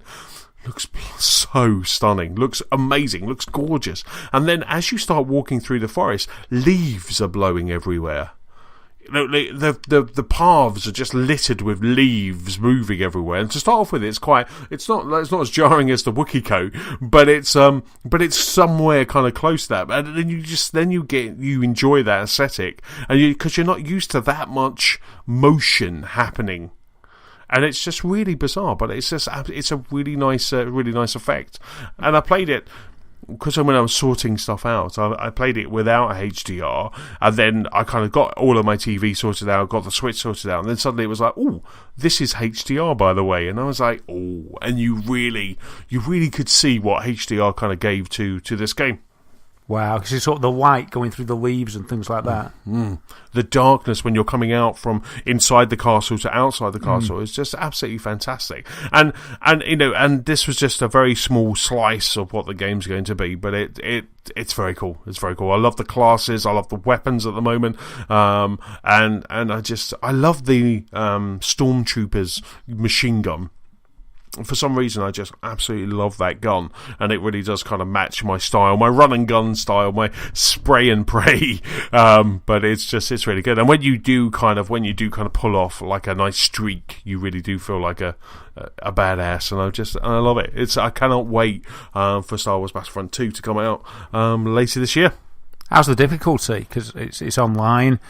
Were you holding your own, or is it just a bit of a nightmare? No, I was holding my own. The first game I played, I was too busy going, oh, wow, this looks really lovely, and looking around everywhere. Fair enough, yeah. So I just get shot. Looking at a texture. I should have put it into arcade mode, and you can play some more there, but I was just looking at Maz's castle and all of the flags and things like that, and like I say, the Millennium Falcon, so I got killed a lot in my first game. But when I'm always the same with online shooters, is that it just takes a while for you to kind of get into that groove. But once you're there, then I'm just having a blast. Literally. Excellent. Literally. What's arcade mode? Just bots? Arcade mode, is 2-player, local co-op in the beta. A split screen, similar to what we played at EGX. I didn't know they were going to provide that, because there was, I presume the purpose is to stress test. So I didn't think they'd give any sort of offline modes. That's really nice. Yep, so there, like I say, there is the Galactic Assault, which is the 40 players. There's the Capture the Area, which is the Maz's Castle, and then there is an aerial, space battle. Wow. I need to get better at the space battle because at the moment I suck. But you've got more control over the ship now. Is that right? Yeah, it seems to be, but still, I need to try and get to that groove where I can play it like it's a first-person shoot 'em up, not like it's a kind of something that I'm flying and I crash instantly. Yeah, that's always going to be a problem. and then the last game that I've been playing, I've been still playing Destiny 2. So getting raid ready. So James and some other guys, we are James, Nicola, some other guys, friend of the show, Matt. We're all going to jump onto the raid this weekend. So we're going to jump in on Sunday and kind of take on the raid, do the Leviathan raid. So Nicola and I have still been trying to get raid ready. I'm stuck at the moment on about 270. The raid level is 260. I'm on 271. I think. So I'm stuck there at the moment. I'm trying to get out of that. Oh, does it count? So as you level up, you'll go 270, 269, 268? No, it's up. So I need 272. Nicola's 274 at the moment. James is like about 289. And it's all based on the items that you have. And I'm struggling at the moment because every engram that I decipher is 263. So I'm not really able to kind of infuse my weapons. It's quite confusing. I did put a message out to the group, the Destiny group, and just say, right, okay, what am I doing wrong? What do I need to do? And they gave me some pointers. And there's a quest that I'm doing at the moment, getting the Mida multi-tool. But you have to do dismantle 5 scout rifles, and then once you do that, you've now got to go and kill 70 people while you're in the air, and then there's precision shots and things like that. There's lots of different things that you have to keep doing, but by all accounts I get a tool or I get a gun that kind of really does level me up, and then once I get out of this 270 funk that I'm in, it basically will then start kind of rewarding me with higher weapons and things like that. So I'm hoping to get that done by Sunday. Okay, and can you not enter the raid unless you've got to a certain level then? Yeah. The raid level is 260. I'm 271. Nicola's 274. So we're good. I was going to say because you're over the level then, so you can go in there. I can go in there, but the rest of the guys are like 289. I think one of the guys who might be in it is I think Matt might be about 300. So there's the guys are. I don't want to be a burden. But you want to be an equal strength with the guys, yeah. Exactly. I will be talking more about it next week because this is the first time that I've done a Destiny raid. So I never did any Destiny raids in the vanilla Destiny. So I am super excited. Wow. I look forward to that. So you're going to have to get your levels up so you're not the worst one. Well, Come on, Antony. I know. Like Nicola was trying to find, because I got the scout rifles. I managed to dismantle 5 scout rifles. So just before I came up to pod, she went, "I'm going to fire up Destiny and try and get the scout rifles." And then she'll then start. I think I got 30 kills in the air, so she's going to start trying doing that. So we kind of finish off that mission at the same time. So that'll be good fun. Oh, mate, sounds awesome. When's that then? When's the raid? The raid is Sunday. So it takes I think it takes anywhere between 4 to 6 hours. So we're going to do it Sunday afternoon. So I'm loving it. Really that long? Destiny is amazing. Destiny 2 is just absolutely amazing. Like I say, we did all the campaign. We've done the quests, which are extra. They're side quests. They're side quests, but they're very good. We haven't really even attacked many of the patrols because we've been doing the public events and we've been doing the quests. And as I was saying last week, occasionally we do a poop mission and get just to get some. And it has been. Last night we were playing and we were supposed to finish at about 9 o'clock to watch some Star Trek or Gotham or something like that. We was going to watch something, and it got to 9 where we were doing this quest, and we were like, nah, let's just keep playing. And I said to Nicola, do you want to keep playing? She was like, yeah. So we got a coffee and we just kept playing, and then it got to 10:30, and it was we really should be stopping now, but we just kept going, and just kept playing because we wanted to get to the end of this quest and to get this Midatul, and it was just so much fun. I loved Destiny. I spent loads of hours in the original Destiny, but there's something about this game that is just it's got its hooks in me even more. Wow, I love to hear it, mate. I love that you love it, and it's just it's been such a stellar year for games. There's just no time. Again, you're playing Destiny and you're loving it, and it's there's so many games to play. There's no time to watch TV. No. There's games that are just. It's they're just all waving at you, saying, "What about me? What about me?" And it's okay. It's like a kid in a sweet shop. It's all right. Well, it's Destiny 2 at the moment, and I'm loving that. And then I'm going to go and love Stardew, and then I'm going to love this. And it's been pretty consistent the whole year. I think it's got to be one of the best ever years for games, man. I think it really has. 2017. Yeah, I think our Game of the Year conversation is going to be a very interesting one. It needs to be about 50 games long. We only get 3 and an honourable mention. That's 3, Daz, and an honourable mention, and you, James. So that's going to be, real tough to try and just pick out 4 of the good games, and there's still a lot more. There's still Star Wars Battlefront, there's still God of War, there's still Fractured But Whole, there's still Rogue Trooper, there's still Mario Odyssey, and lots more.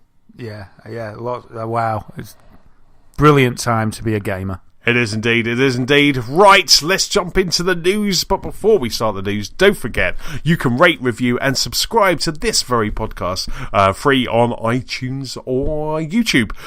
So let's start the news section. And in this week's news section, Microsoft have left a little something in every Xbox One X. Loot boxes are in the news again. And also, the Lego Marvel 2 Season Pass details have been announced. But the first piece of news, Daz, is with you.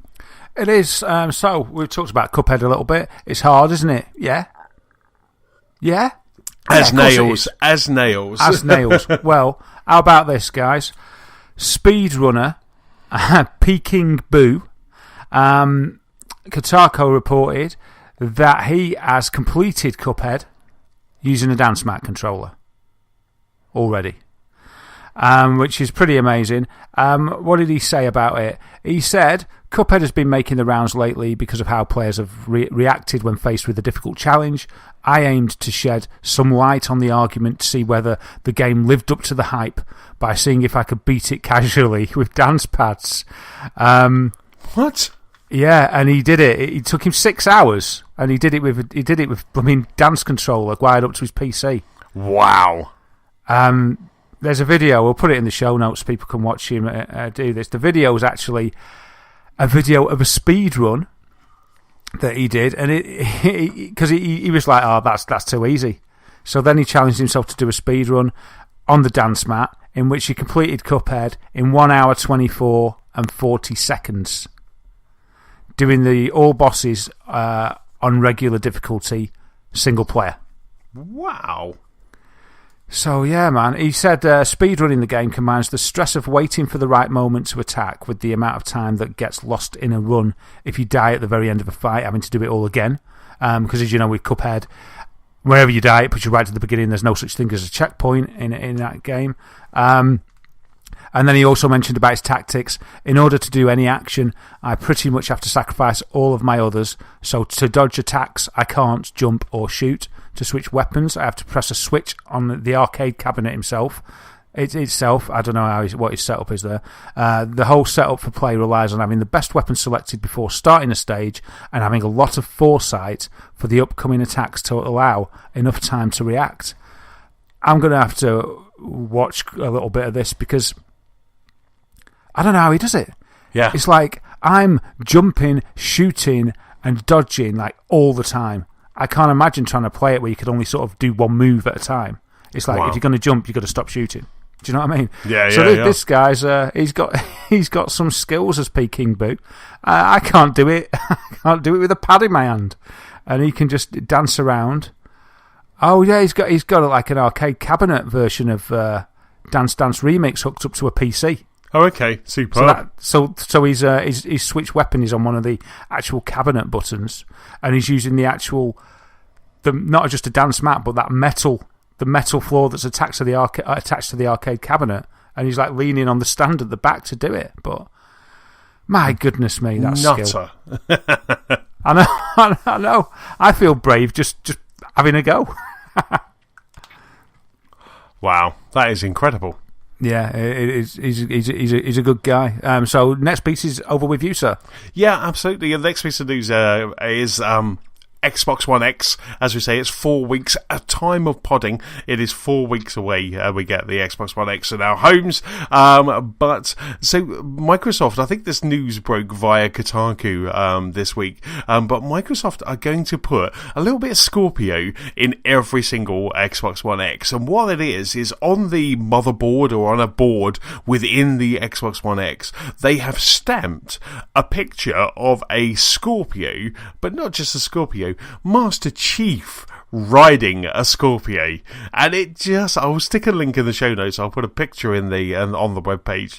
But this is just fantastic. It's a very cartoony looking Master Chief, but it is just absolutely fantastic. And the fact that this has happened, we had it earlier this year when on the Pro Controller, Nintendo kind of wrote a message inside, and you had to tilt one of the thumbsticks down to be able to see like the enjoy games or happy gaming or whatever it was. But Microsoft have kind of taken it one step further, and they have got this little image on the motherboard of Master Chief riding a Scorpio. What do you think of this, Daz? Isn't this just awesome? Knowing that's there. It is cool. It makes thousands of people invalidating their warranty to have a peek. Just to see this. You can imagine people selling these motherboards, on eBay, just so you have it. It's so much fun. I really like it. It's really cute. I love the way they've done it. I love the Halo Chief. I love the Scorpion with its little stinger up there, and Master Chief's sort of got his arm in the air, hasn't he? Like he's charging. Yes. It's just a lovely touch, isn't it? Yeah, it really is. I'd love to see it on my own board, but I never will. Exactly. It's a shame they haven't got a bit where you can maybe just pop a side out and then you'll be able to see it on there, because everyone's going to be curious. Like I say, I just love the fact that I know it's there. That I know that picture's there. Like I say, I'll stick a picture in the show notes, and it may even be the pod picture that we go with this week. It's absolutely superb. So I just, hats off. I think Microsoft are handling this console so well. The fact that we have the Project Scorpio edition, they're buying into that name. The fact that every single Xbox One X has this on the hard drive or motherboard, wherever it is, I just absolutely love it. I just think this is such a lovely touch, and they really are kind of, they really are showing that they are passionate about this box and that this is kind of way forward. Yeah, I love it. I almost wish, though, that it was only on the boards on the Scorpio edition. Oh, exclusivity. Yeah, I don't know if I'd be saying that if I didn't have a Scorpio ordered on pre-order, but I just think that would have been a nice touch. Or even they could have emblazoned that on the outer chassis, and I would have been quite happy. It's not... It's, I'm not talking all over the, massive picture of it, but a little nicely drawn one just on the side, like a button, just like a little pin badge just on the side of the console. It'd be nice to see. It's such a nice little doodle. It would have been nice on the outside chassis, I think. But yes. Yeah, it's a nice touch. Really good discovery. It won't be long before that's a T-shirt, isn't it? You know, that's like... I'd wear that as a T-shirt. Yeah, that's a great T-shirt right there. There you go, Dark Bunny. Branch off into... I've always wondered why they haven't branched off into games, because he's a big gamer, and I've wondered why they've never kind of branched off into games and done gaming T-shirts. This should be the catalyst, I think. Yes. This is it. This is the start of the branched path. But yeah, these guys that just open up the hardware, eh? I'm so glad about the internet connecting everyone, so that I don't have to rip open consoles and refine this stuff. I don't have to drop my iPhone X from 8 foot to see if it smashes and things like that. It's wonderful. Yeah. But yeah, what an amazing find. It's so cool. It is. It's really cool. And like I say, hats off to Microsoft for putting that there. Speaking of Xbox One X, another kind of news story, I think it came via Polygon today, was that Currys, now this is very much for the UK listeners, but Currys PC World have a really good deal on Xbox One X. Now, if you haven't already pre-ordered, obviously you've missed the Scorpio edition, but you still get a Scorpio on your motherboard with the kind of default one. But Currys PC World have, for $449, the price of the Xbox One X, you not only get your Xbox One X, but you also get Forza 7, Halo 5, and Quantum Break when you pre-order your Xbox One console. Yeah, that's such a good deal. Claire told me about that. She read it earlier when I was playing a game. I can't remember what I was playing, but I was busy doing something. And she went, have you seen this deal? I was like, oh, do I get that? She was like, no, just for standard Xbox One X. And I was like, how much is it? She's like, $449. I was like, how much was mine? She's like, $449. And I was like, oh, I'm a bit sad. I'm a bit sad now. But obviously you're getting the Scorpio edition. Yeah, I know. I don't know if it's worth it, though. It's a top deal, that. It really is. It's a really good deal. Like I say, unfortunately, you get a lot of lock, but in 4K. You get Halo 5, which I enjoyed Halo 5, Quantum Break, which is, it's a good idea. But Forza 7, Forza 7 for free, Forza 7 for free is worth it on its own. Yeah, it's brilliant, and I love your descriptions. But yeah, I think that's a quality deal. It's a quality deal. What's the stock like? Doesn't say. It just says it's fine. It says pre-order now. It's got pre-order, free delivery available on the 7th. Collect not available. Pre-order. It doesn't say. So this is, like I say, UK Currys. If it helps anyone, I'll stick a link in the show notes directly to this deal, so you can see it there. Yeah, if you're going to get one, that's the deal to get. That's an amazing deal. Yeah, so if you haven't already pre-ordered, still looking for one, still on the fence, this is the one to do. Because, firing up Forza 7, Halo 5, and Quantum Break, all are on the enhanced Xbox One titles. Yeah. They're all going to run in native 4K. On the November the 7th. Yeah. What do you think Amazon would do? If some listener has ordered a standard Xbox One X off Amazon...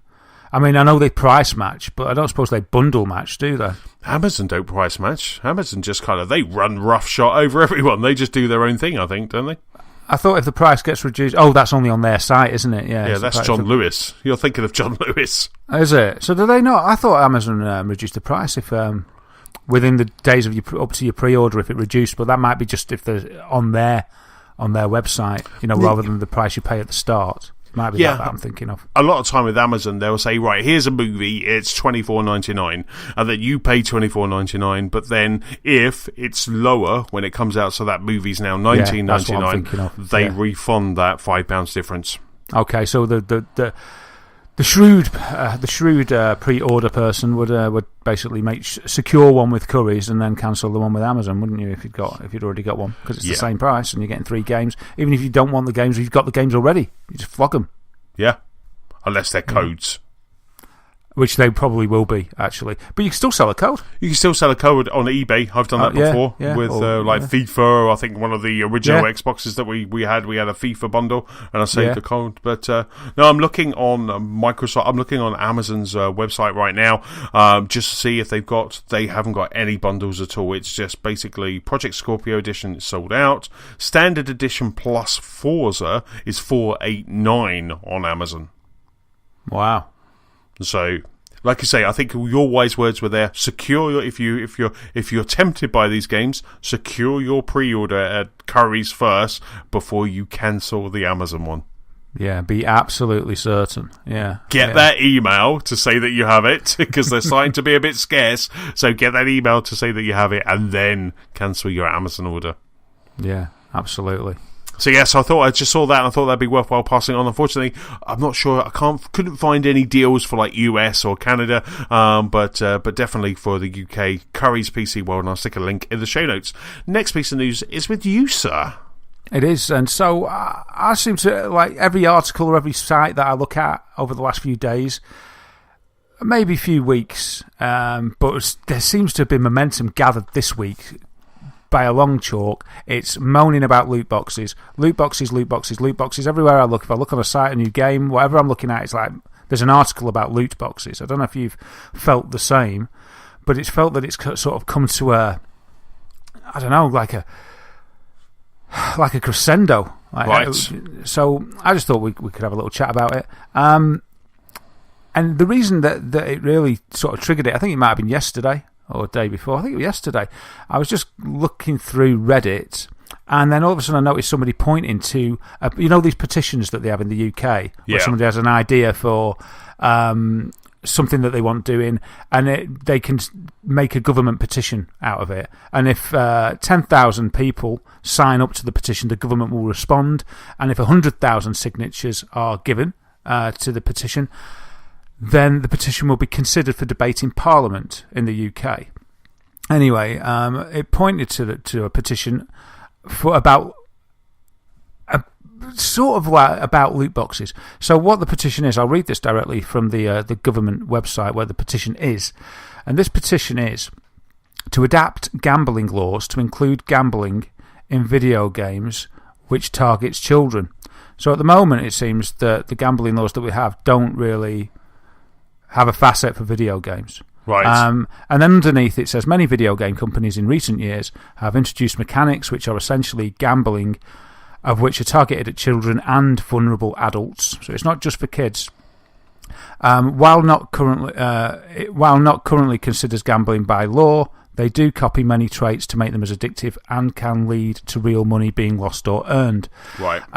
So they're talking about, I think, really any games where there's loot boxes involved that can be paid for with real money, but don't guarantee what you get given as a result. So it's an RNG, it's a random number generator. It's like the spin of a roulette wheel. Yeah.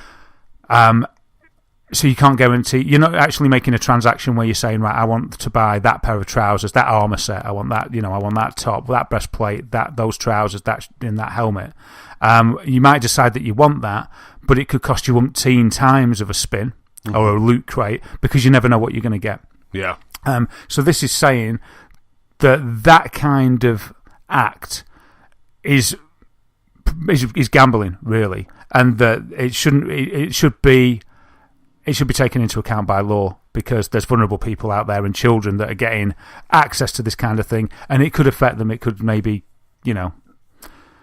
if they're susceptible, it could give them maybe a gambling problem, either as an indirect or direct use of this. Yeah. So I just thought it was an interesting point. I mean, I don't like loot boxes. Let me just clarify that. I wouldn't mind loot boxes if you could buy them with in-game currency. Yes. And I would be fine with that. So doing well at the game meant that you would get the loot box.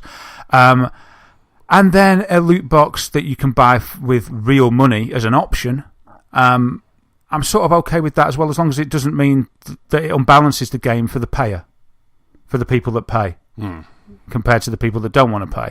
Because otherwise, I think that tips the balance. I don't think it's fair.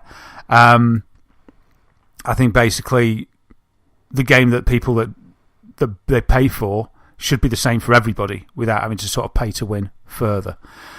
And I've just been seeing loads of articles cropping up. Forza 7 has had the spotlight shone on it. I mean, I was going to ask you about that, because I haven't played these games. Assassin's Creed Origins is rumoured to have loot boxes, but we don't know how much they're going to cost yet. Right. Star Wars Battlefront 2, there was an article on Eurogamer today saying Star Wars Battlefront 2 has a loot box problem. You can't get better stuff without loot boxes. Right, but is that loot boxes that you can then buy with in-game currency? Because, the two games that I've played, which is Forza 7 and Star Wars Battlefront 2, both of them are, especially Forza, is a loot crates that I can buy with in-game currency. So you get rewarded some for being a VIP. So because I pre-ordered, I was the VIP. I went for the Ultimate Edition. So I got some. But didn't they change that? Didn't they change the mechanics on that to make it more likely that all the people that bought the Ultimate Edition would then buy more loot boxes? Because instead of making it, I think in the past it was like when you bought the Ultimate Edition, whatever bonus it gave you was permanent. Yeah. And then with the Ultimate Edition for Forza 7, they changed it that you would get 5 uses, uses for each of which gave you 25 uses. That's a lot different than Infinite, isn't it? Exactly. So there was a bit of a stink kicked up about that, and that was all engineered to, pave the way for people buying more loot boxes, whether with in-game currency or external currency. Absolutely. I mean, you pay a premium for the Ultimate Edition anyway, so because you want maybe early access to the Forza game, you want a car packs, or I know crown next to your a crown next to your name if that's your persuasion. There's all of that. But you're right. With Forza Horizon 3, I bought the Ultimate Edition, and I got forever when you did a level up roulette wheel. I always got ×2, so it landed on 50,000. I got 100,000, and that was part. And I loved that. I thought that was a really that was a nice, like you say, it's a continual nod that you bought that. So that, but yeah, though you're right. When I unlocked Forza Horizon, there was Forza Motorsport 7. There was a couple of crates that were available. I had some usage cards, and they show you how many uses you had, and I was very surprised when I saw them. The loot boxes because every race that you race in Forza Motorsports, you can put 3 mods. This was the same in 6, this is the same in 7, so it's not a new thing, but you can you can equip 3 mod cards, whether they are starting at the back of the pack, driving only in-car only, ABS on, all of these they're kind of little extra kind of challenges, and you can choose whether you want to equip them. They give you extra XP, they give you extra money if you do perfect passes. That's another one. But when you run out of them, you can just continue to play Forza 7. You can amass more money, whereas like me at the moment, I've used all my money buying stupid cars, so I'm trying to build up so I can unlock cars. But that option is there, and of course it's enticing for I think one of the words that you said there was the vulnerable gamer. I think that's it's enticing. It's very easy for me to just go down to that area in Forza 7 and go, do you know what, I'll just buy a couple of loot packs because I can get some extra XP. But again, I don't know what cards are going to be available. I know there'll be rare cards, but I don't know what cards are available. And this has happened in Halo 5, it's happened in Gears of War, it's happened in, the Forza series. There's always been cards and these loot crates. It seems to be a well-versed Microsoft option at the moment. It happened in Gears, and even Mass Effect multiplayer had them as well. Did it? And so even to the point where you can buy for Destiny has Destiny gets it. Gears of War, you could buy Monster energy drink and you can get extra cards and get extra equips. There was that kind of taking, but the loot boxes have always been around. And I did see something that Activision made 3.6 billion from. It was either million or billion from loot crates. Wow! I'll fact check that, but they make it. It was like the reason why loot crates are not going away, and it was like Activision's earnings was like a 3.6 million or billion. I will find out that. Yeah, I mean, Activision have obviously made a few quid out of it, as of many other publishers, and that's the reason they're here. And they work. They work. I think I feel happier with a loot box monetisation system than a season pass monetisation system. Like EA was saying, they were going to give their extra content away for free, and they were going to have a business model based around another facet. I thought that was going to be around aesthetics, but maybe it's about loot boxes. I'm not really sure, but I'm presuming it would be about loot boxes. The thing is, for me, it's kind of the question of, is it fair or not? And you can argue it a few different ways because, obviously you don't want... If it's a question like this petition is taking the stance of you've got to protect the vulnerable. Now, with the games that we've been talking about, I don't think...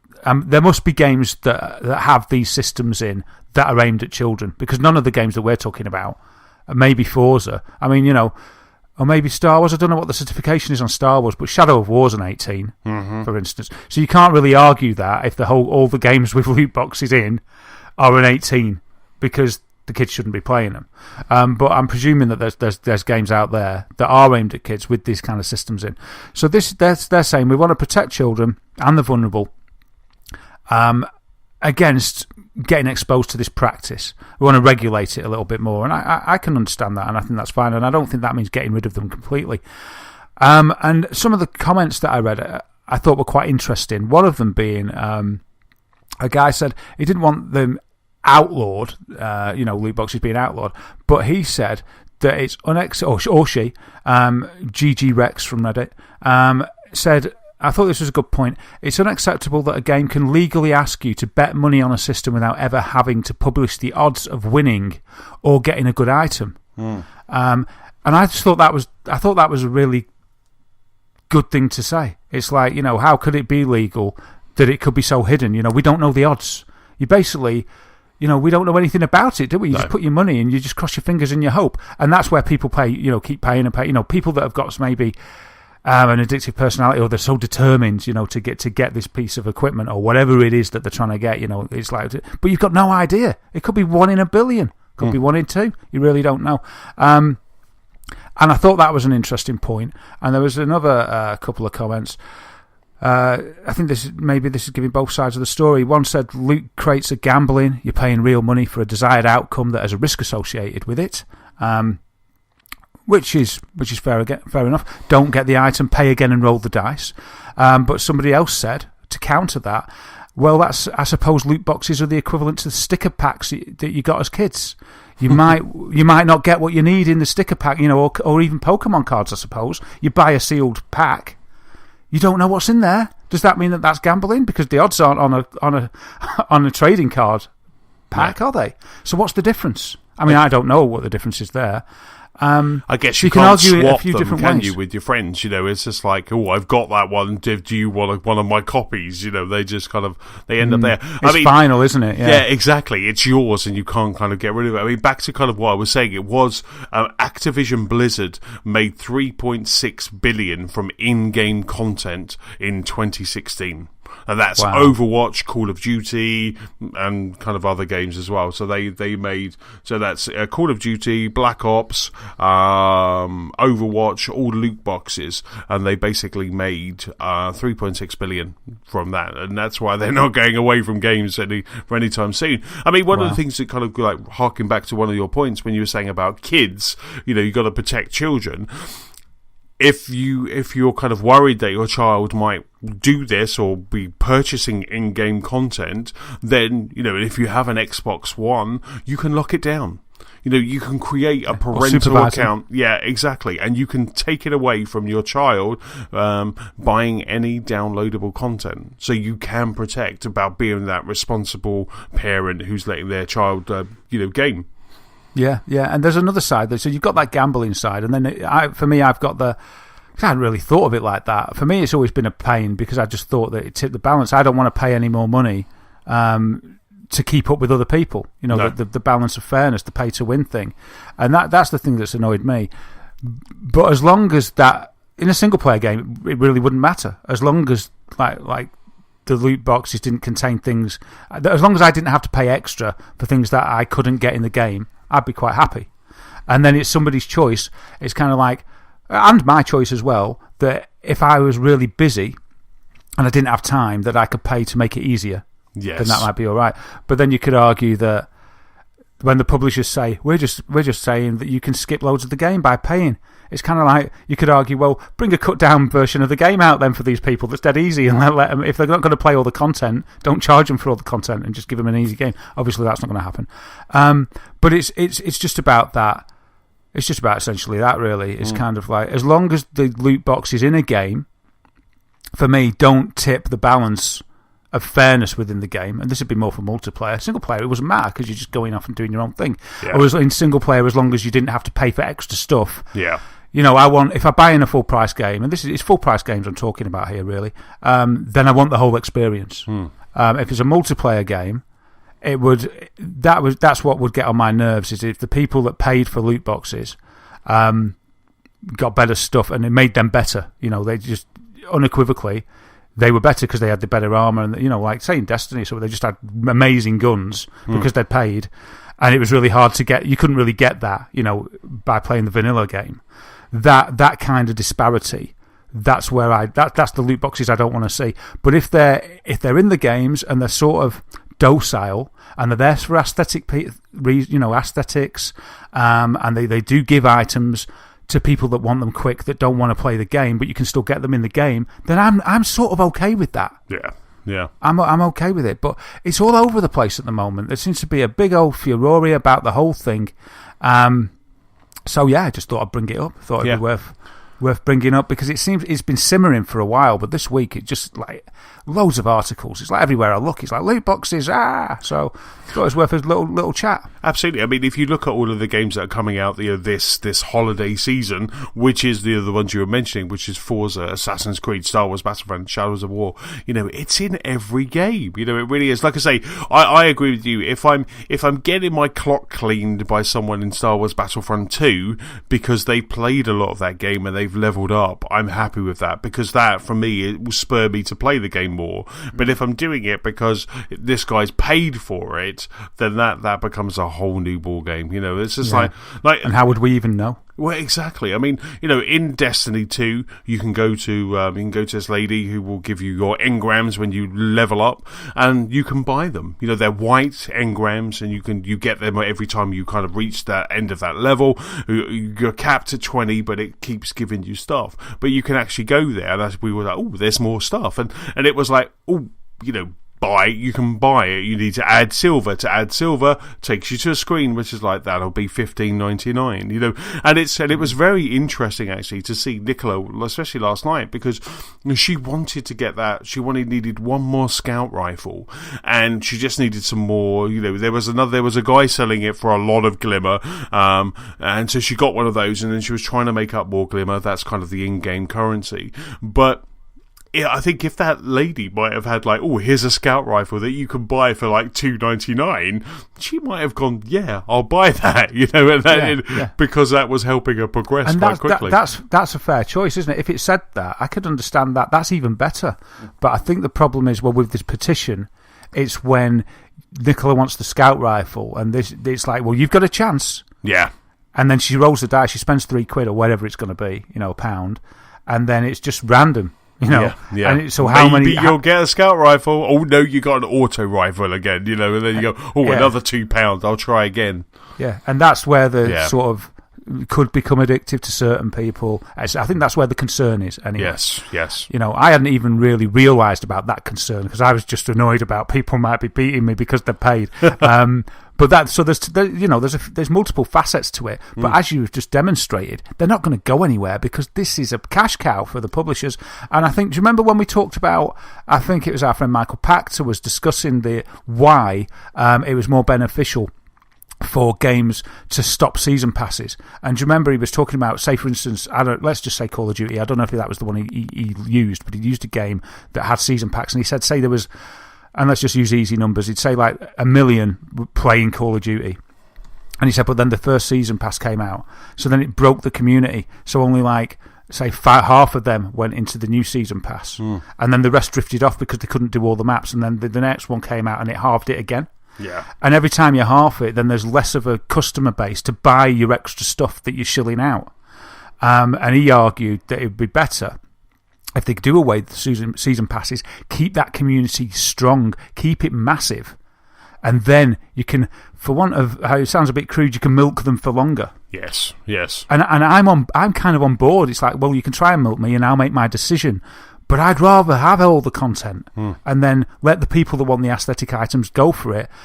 But then when you add in the randomness of it, I hadn't really thought about that before, and it's like, that's the bit that, and it would get you hooked. I would find that quite exciting because it is like the roulette wheel going down. Am I going to get it? Am I not going to get it? So maybe it is a bit gambling. Maybe it's not a bit gambling. Maybe it's just like getting a Pokemon trading card set and you don't know what's going to be in the packet. But nevertheless, it's an interesting thing to think about. I don't think it's going away. And I think as long as it's fair, I think it's a preferable way to monetize after buying the full price game. I prefer it than the season pass personally. I don't know what you think. What do you think? I don't.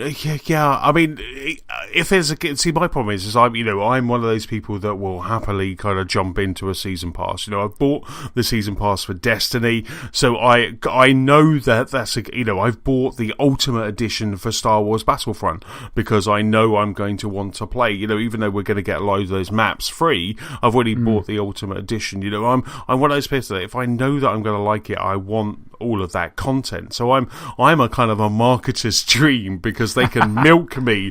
I was looking just the other day when I was like pre-ordering, I was talking about it last week when I was pre-ordering a whole load of new games like for the winter, and you always get that. You go to the Xbox store and it's like, you can buy the game, you can buy the Ultimate Edition, or you can buy the Uber Duber Ultimate Edition. And I'm always kind of like, oh, I want the best one. I want the one that's going to give me all of the stuff. I want to play all the DLC. Or in my mind is like, I'm going to buy the DLC when it comes out, so I kind of want that. I mean, I'll get to a season pass thing in just a moment, a story that I've got, but I'm very much kind of, especially if I like a game, I'm invested, and then I'm happy to kind of give the publisher more money.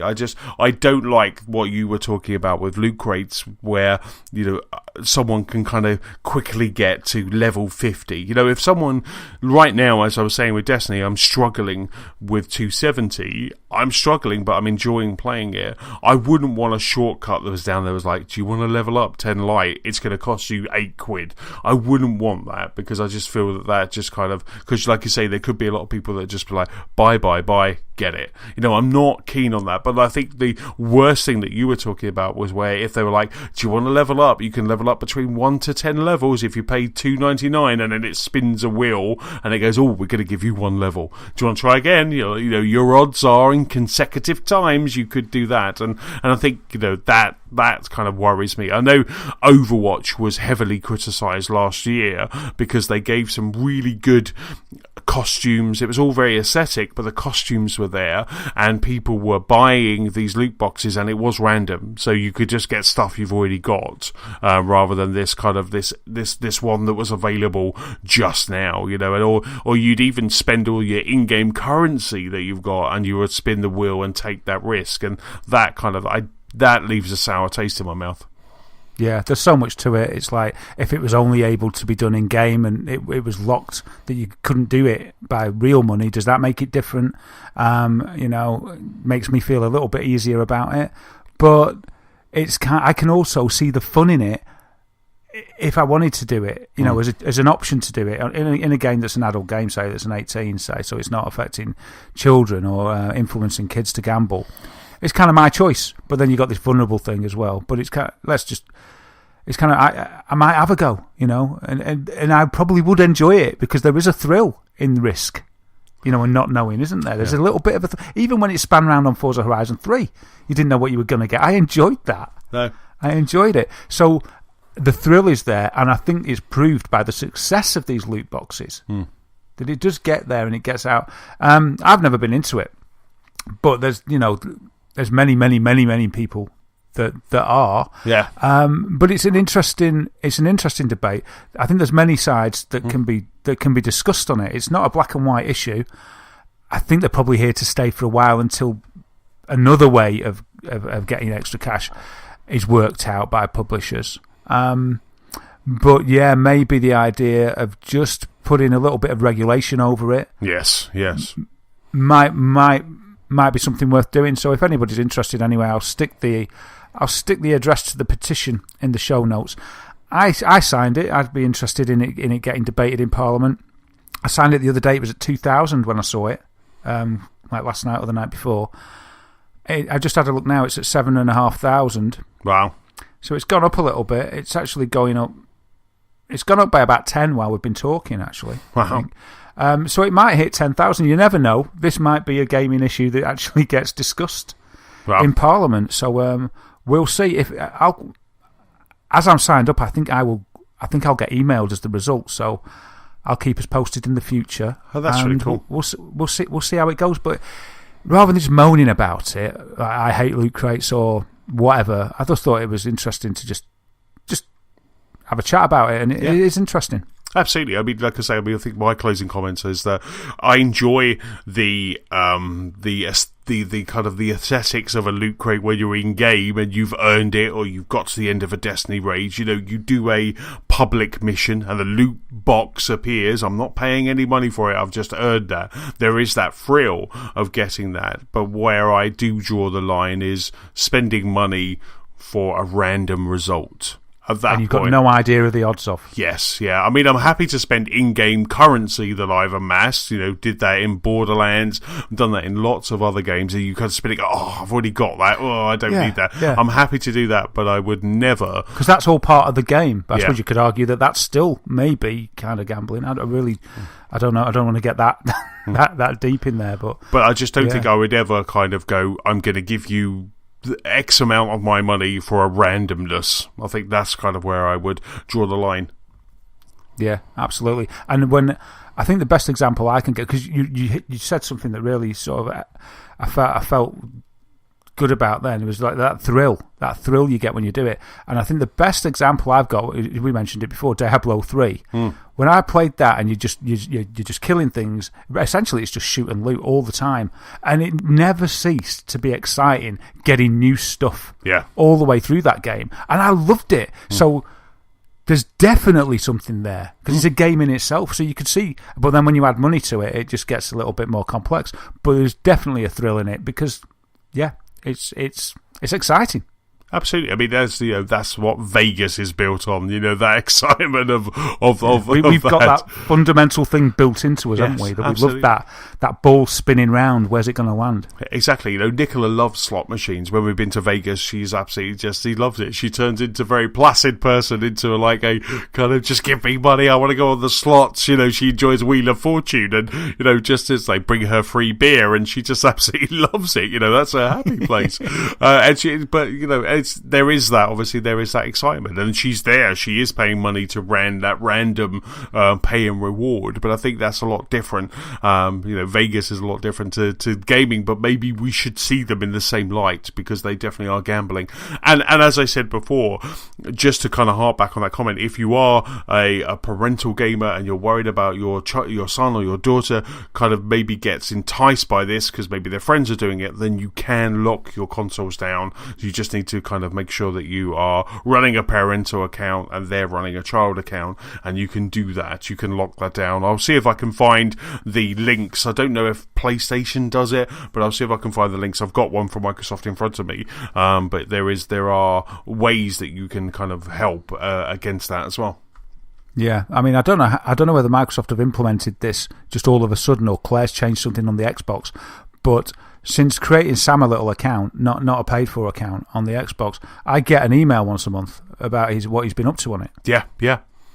It's and great. I don't remember changing anything. I think it's just because he's a minor. Yeah. You can also set how much game time they have as well, and then it just logs them out. So you can say you can have 10 hours a month or 10 hours a week. I think you have the ability to be able to set that. And then once they're gone, if they spend that in the first day, they spend that in the first day. If not, they have it, they kind of can spend it wisely.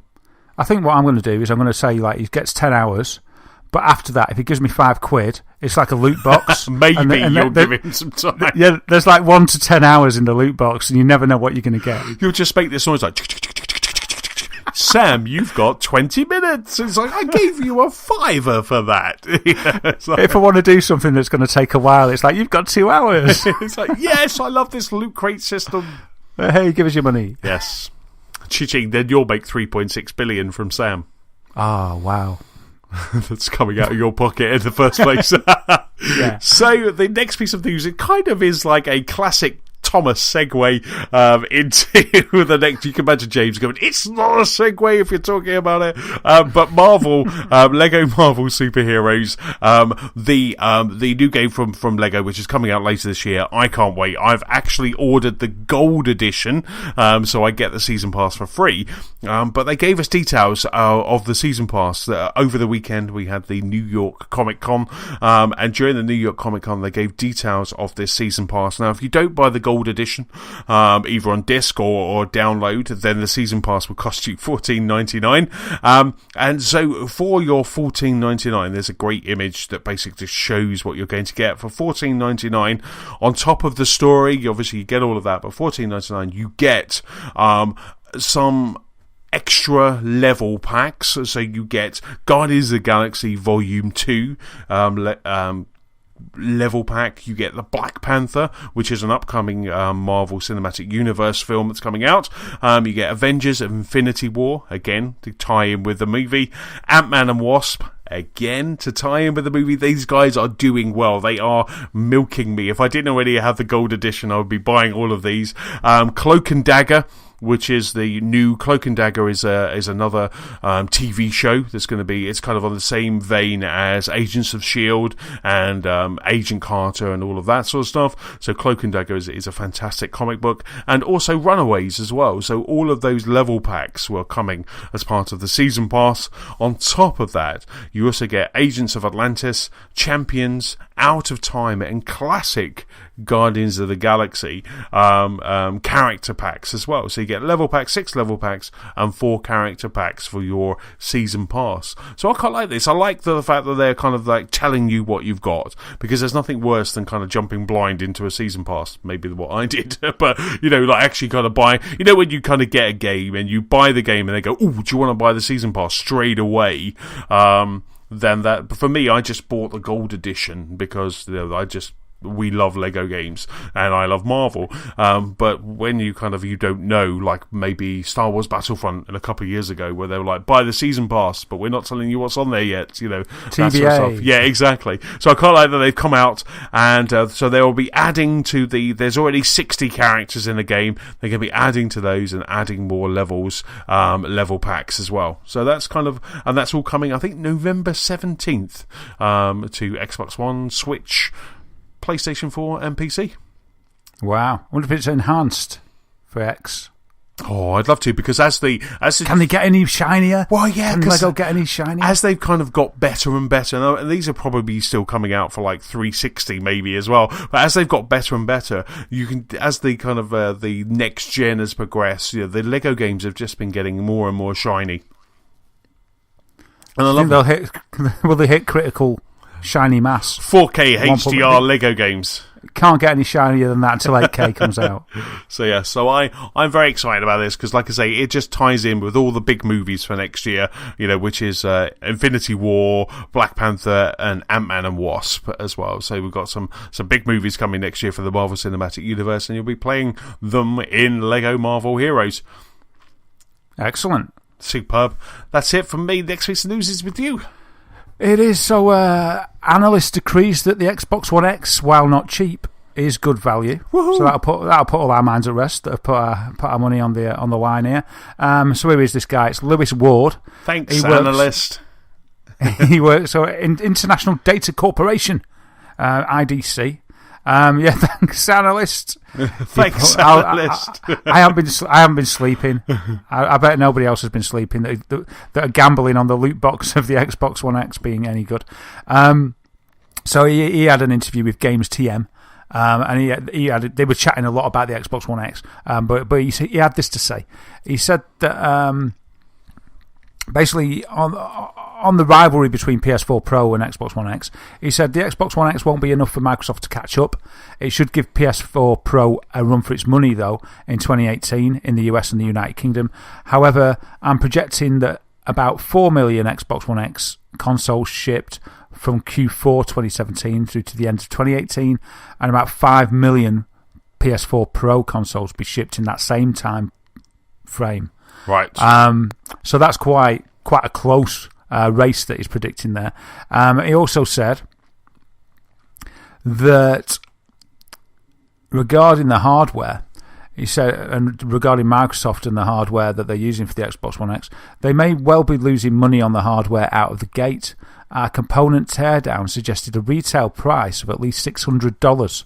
So yes, it's expensive relative to traditional home console norms, and yes, that will cause some people not to buy it, but given the hardware specifications, I think $500 is a great deal.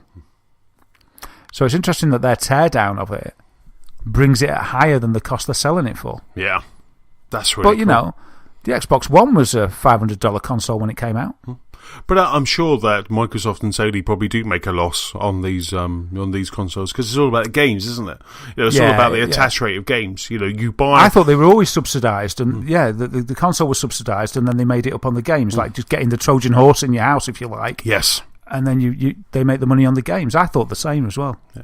If you think about it, you buy an Xbox One X, you want to show it off, you buy 3 or 4 games, unless you go to Courage PC World, you get them for free, but you buy 3 or 4 games, so you've bought 3 or 4 games, and then that just kind of continues to go, and it's just, so yeah, I'm surprised that, I didn't realise it was going to be that much, but that makes me happy, because, this is such a beast, and I've just been looking forward to getting a 4K capable machine in my living room. Well, it's a good value proposition, says Lewis Ward of IDC. And, when I think back to the price, my mate bought a 3DO. And that was like in the late 80s, very early 90s maybe. Mm-hmm. That was about £500. Wow.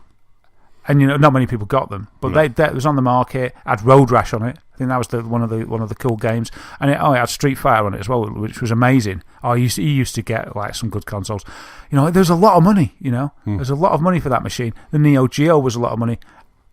There's a trend here, isn't there? These expensive machines didn't take off. Yes, in the way that other cheaper machines did, but they were still out there. But yeah, I think Xbox One was marketed at that price when it first launched. I think it was, yeah. We all remember PlayStation 3. That was phenomenal. That was like £450, I think. Or was it $499? I think it was $499, but I bought mine from the US, but I think it was $499 when it eventually came out of the UK. And as you know, if you've got a problem with that price, then just get another job, I think was Sony's quote at the time. I think so. Simple answers. Simple solutions to problems. So there you go, yeah, the Xbox One X. If you go on pre-ordered or you're looking forward to getting one, it seems like you're getting a lot of bang for your buck, but ultimately it's not cheap, but you're getting a lot of power. Like you said, you're getting that beautiful form factor of a blooming good, powerful PC and a lovely Xbox chassis. How can it be so small? Why didn't they make it bigger and more powerful? I bet it's small but weighty and gorgeous. That's the thing. For me, I have been holding back on a PC because I wanted a console that was able to do that, or a small form factor PC. I think people who've been listening way back for all of our podcasts have always known I've always wanted like a small form factor PC, and this is what I'm getting with the Xbox One X, and I can't wait. Yeah. You did well to wait, and this is going to have all the kick you're going to need for the future. This is everything I need. And coupled with that nice Elite controller, it would just feel kind of, speaking of Elite controller, I didn't stick it in the news, but Scuff, who make controllers, they make kind of gaming controllers, and before the Elite controller came out, they made expensive controllers. They have brought out a Forza limited edition Forza Scuff Elite controller. I'll stick a link in the show notes. It looks amazing. It's like it's got a bit of leather on there. It's got some stitching. This thing is a thing of beauty. But they placed pre-orders at the weekend. The pre-orders went live. £259. 250. I love my Elite controller, and I really feel the difference between playing with my Elite controller and playing with Nicola's one. But £259. Are you getting one? No, God, no. Of course you are. Of course you are, mate. I tell you, if that was the price of an Elite controller, I would have thought about it, because it's a thing of beauty. If I will stick a link in the show notes, this thing is a thing of beauty. But that is nice, like a steering wheel. Are you looking at it? It's it's absolutely good. They tweeted out a picture at the weekend, and I was like, oh my God, that is just gorgeous. And then I clicked on the link, and I was like, nope, closed down. It is beautiful, right? It's not £259 beautiful. No, exactly. there are. But some people will. Yeah. Some people will buy it, and that's why they do it. And it's like, I don't mind that. I think Phil Spencer put it quite well. He used it for describing the Xbox One X, but everybody wants one of them anyway. And I think he used it especially for the Elite controller, and this will follow the same thing. And he just said it's an option for people that want a little bit something a little bit special. Instead of standardising, we're going to offer. He didn't say. I'm paraphrasing, but he said, along the lines of, we're going to offer that fancy pants stuff. For those that want it. Yeah. And if you want it, something with a bit of an edge, something a bit different, we'll give it you. And I think it's good. If I was loaded and I had money to burn, I'd be like, I want a fancy pad.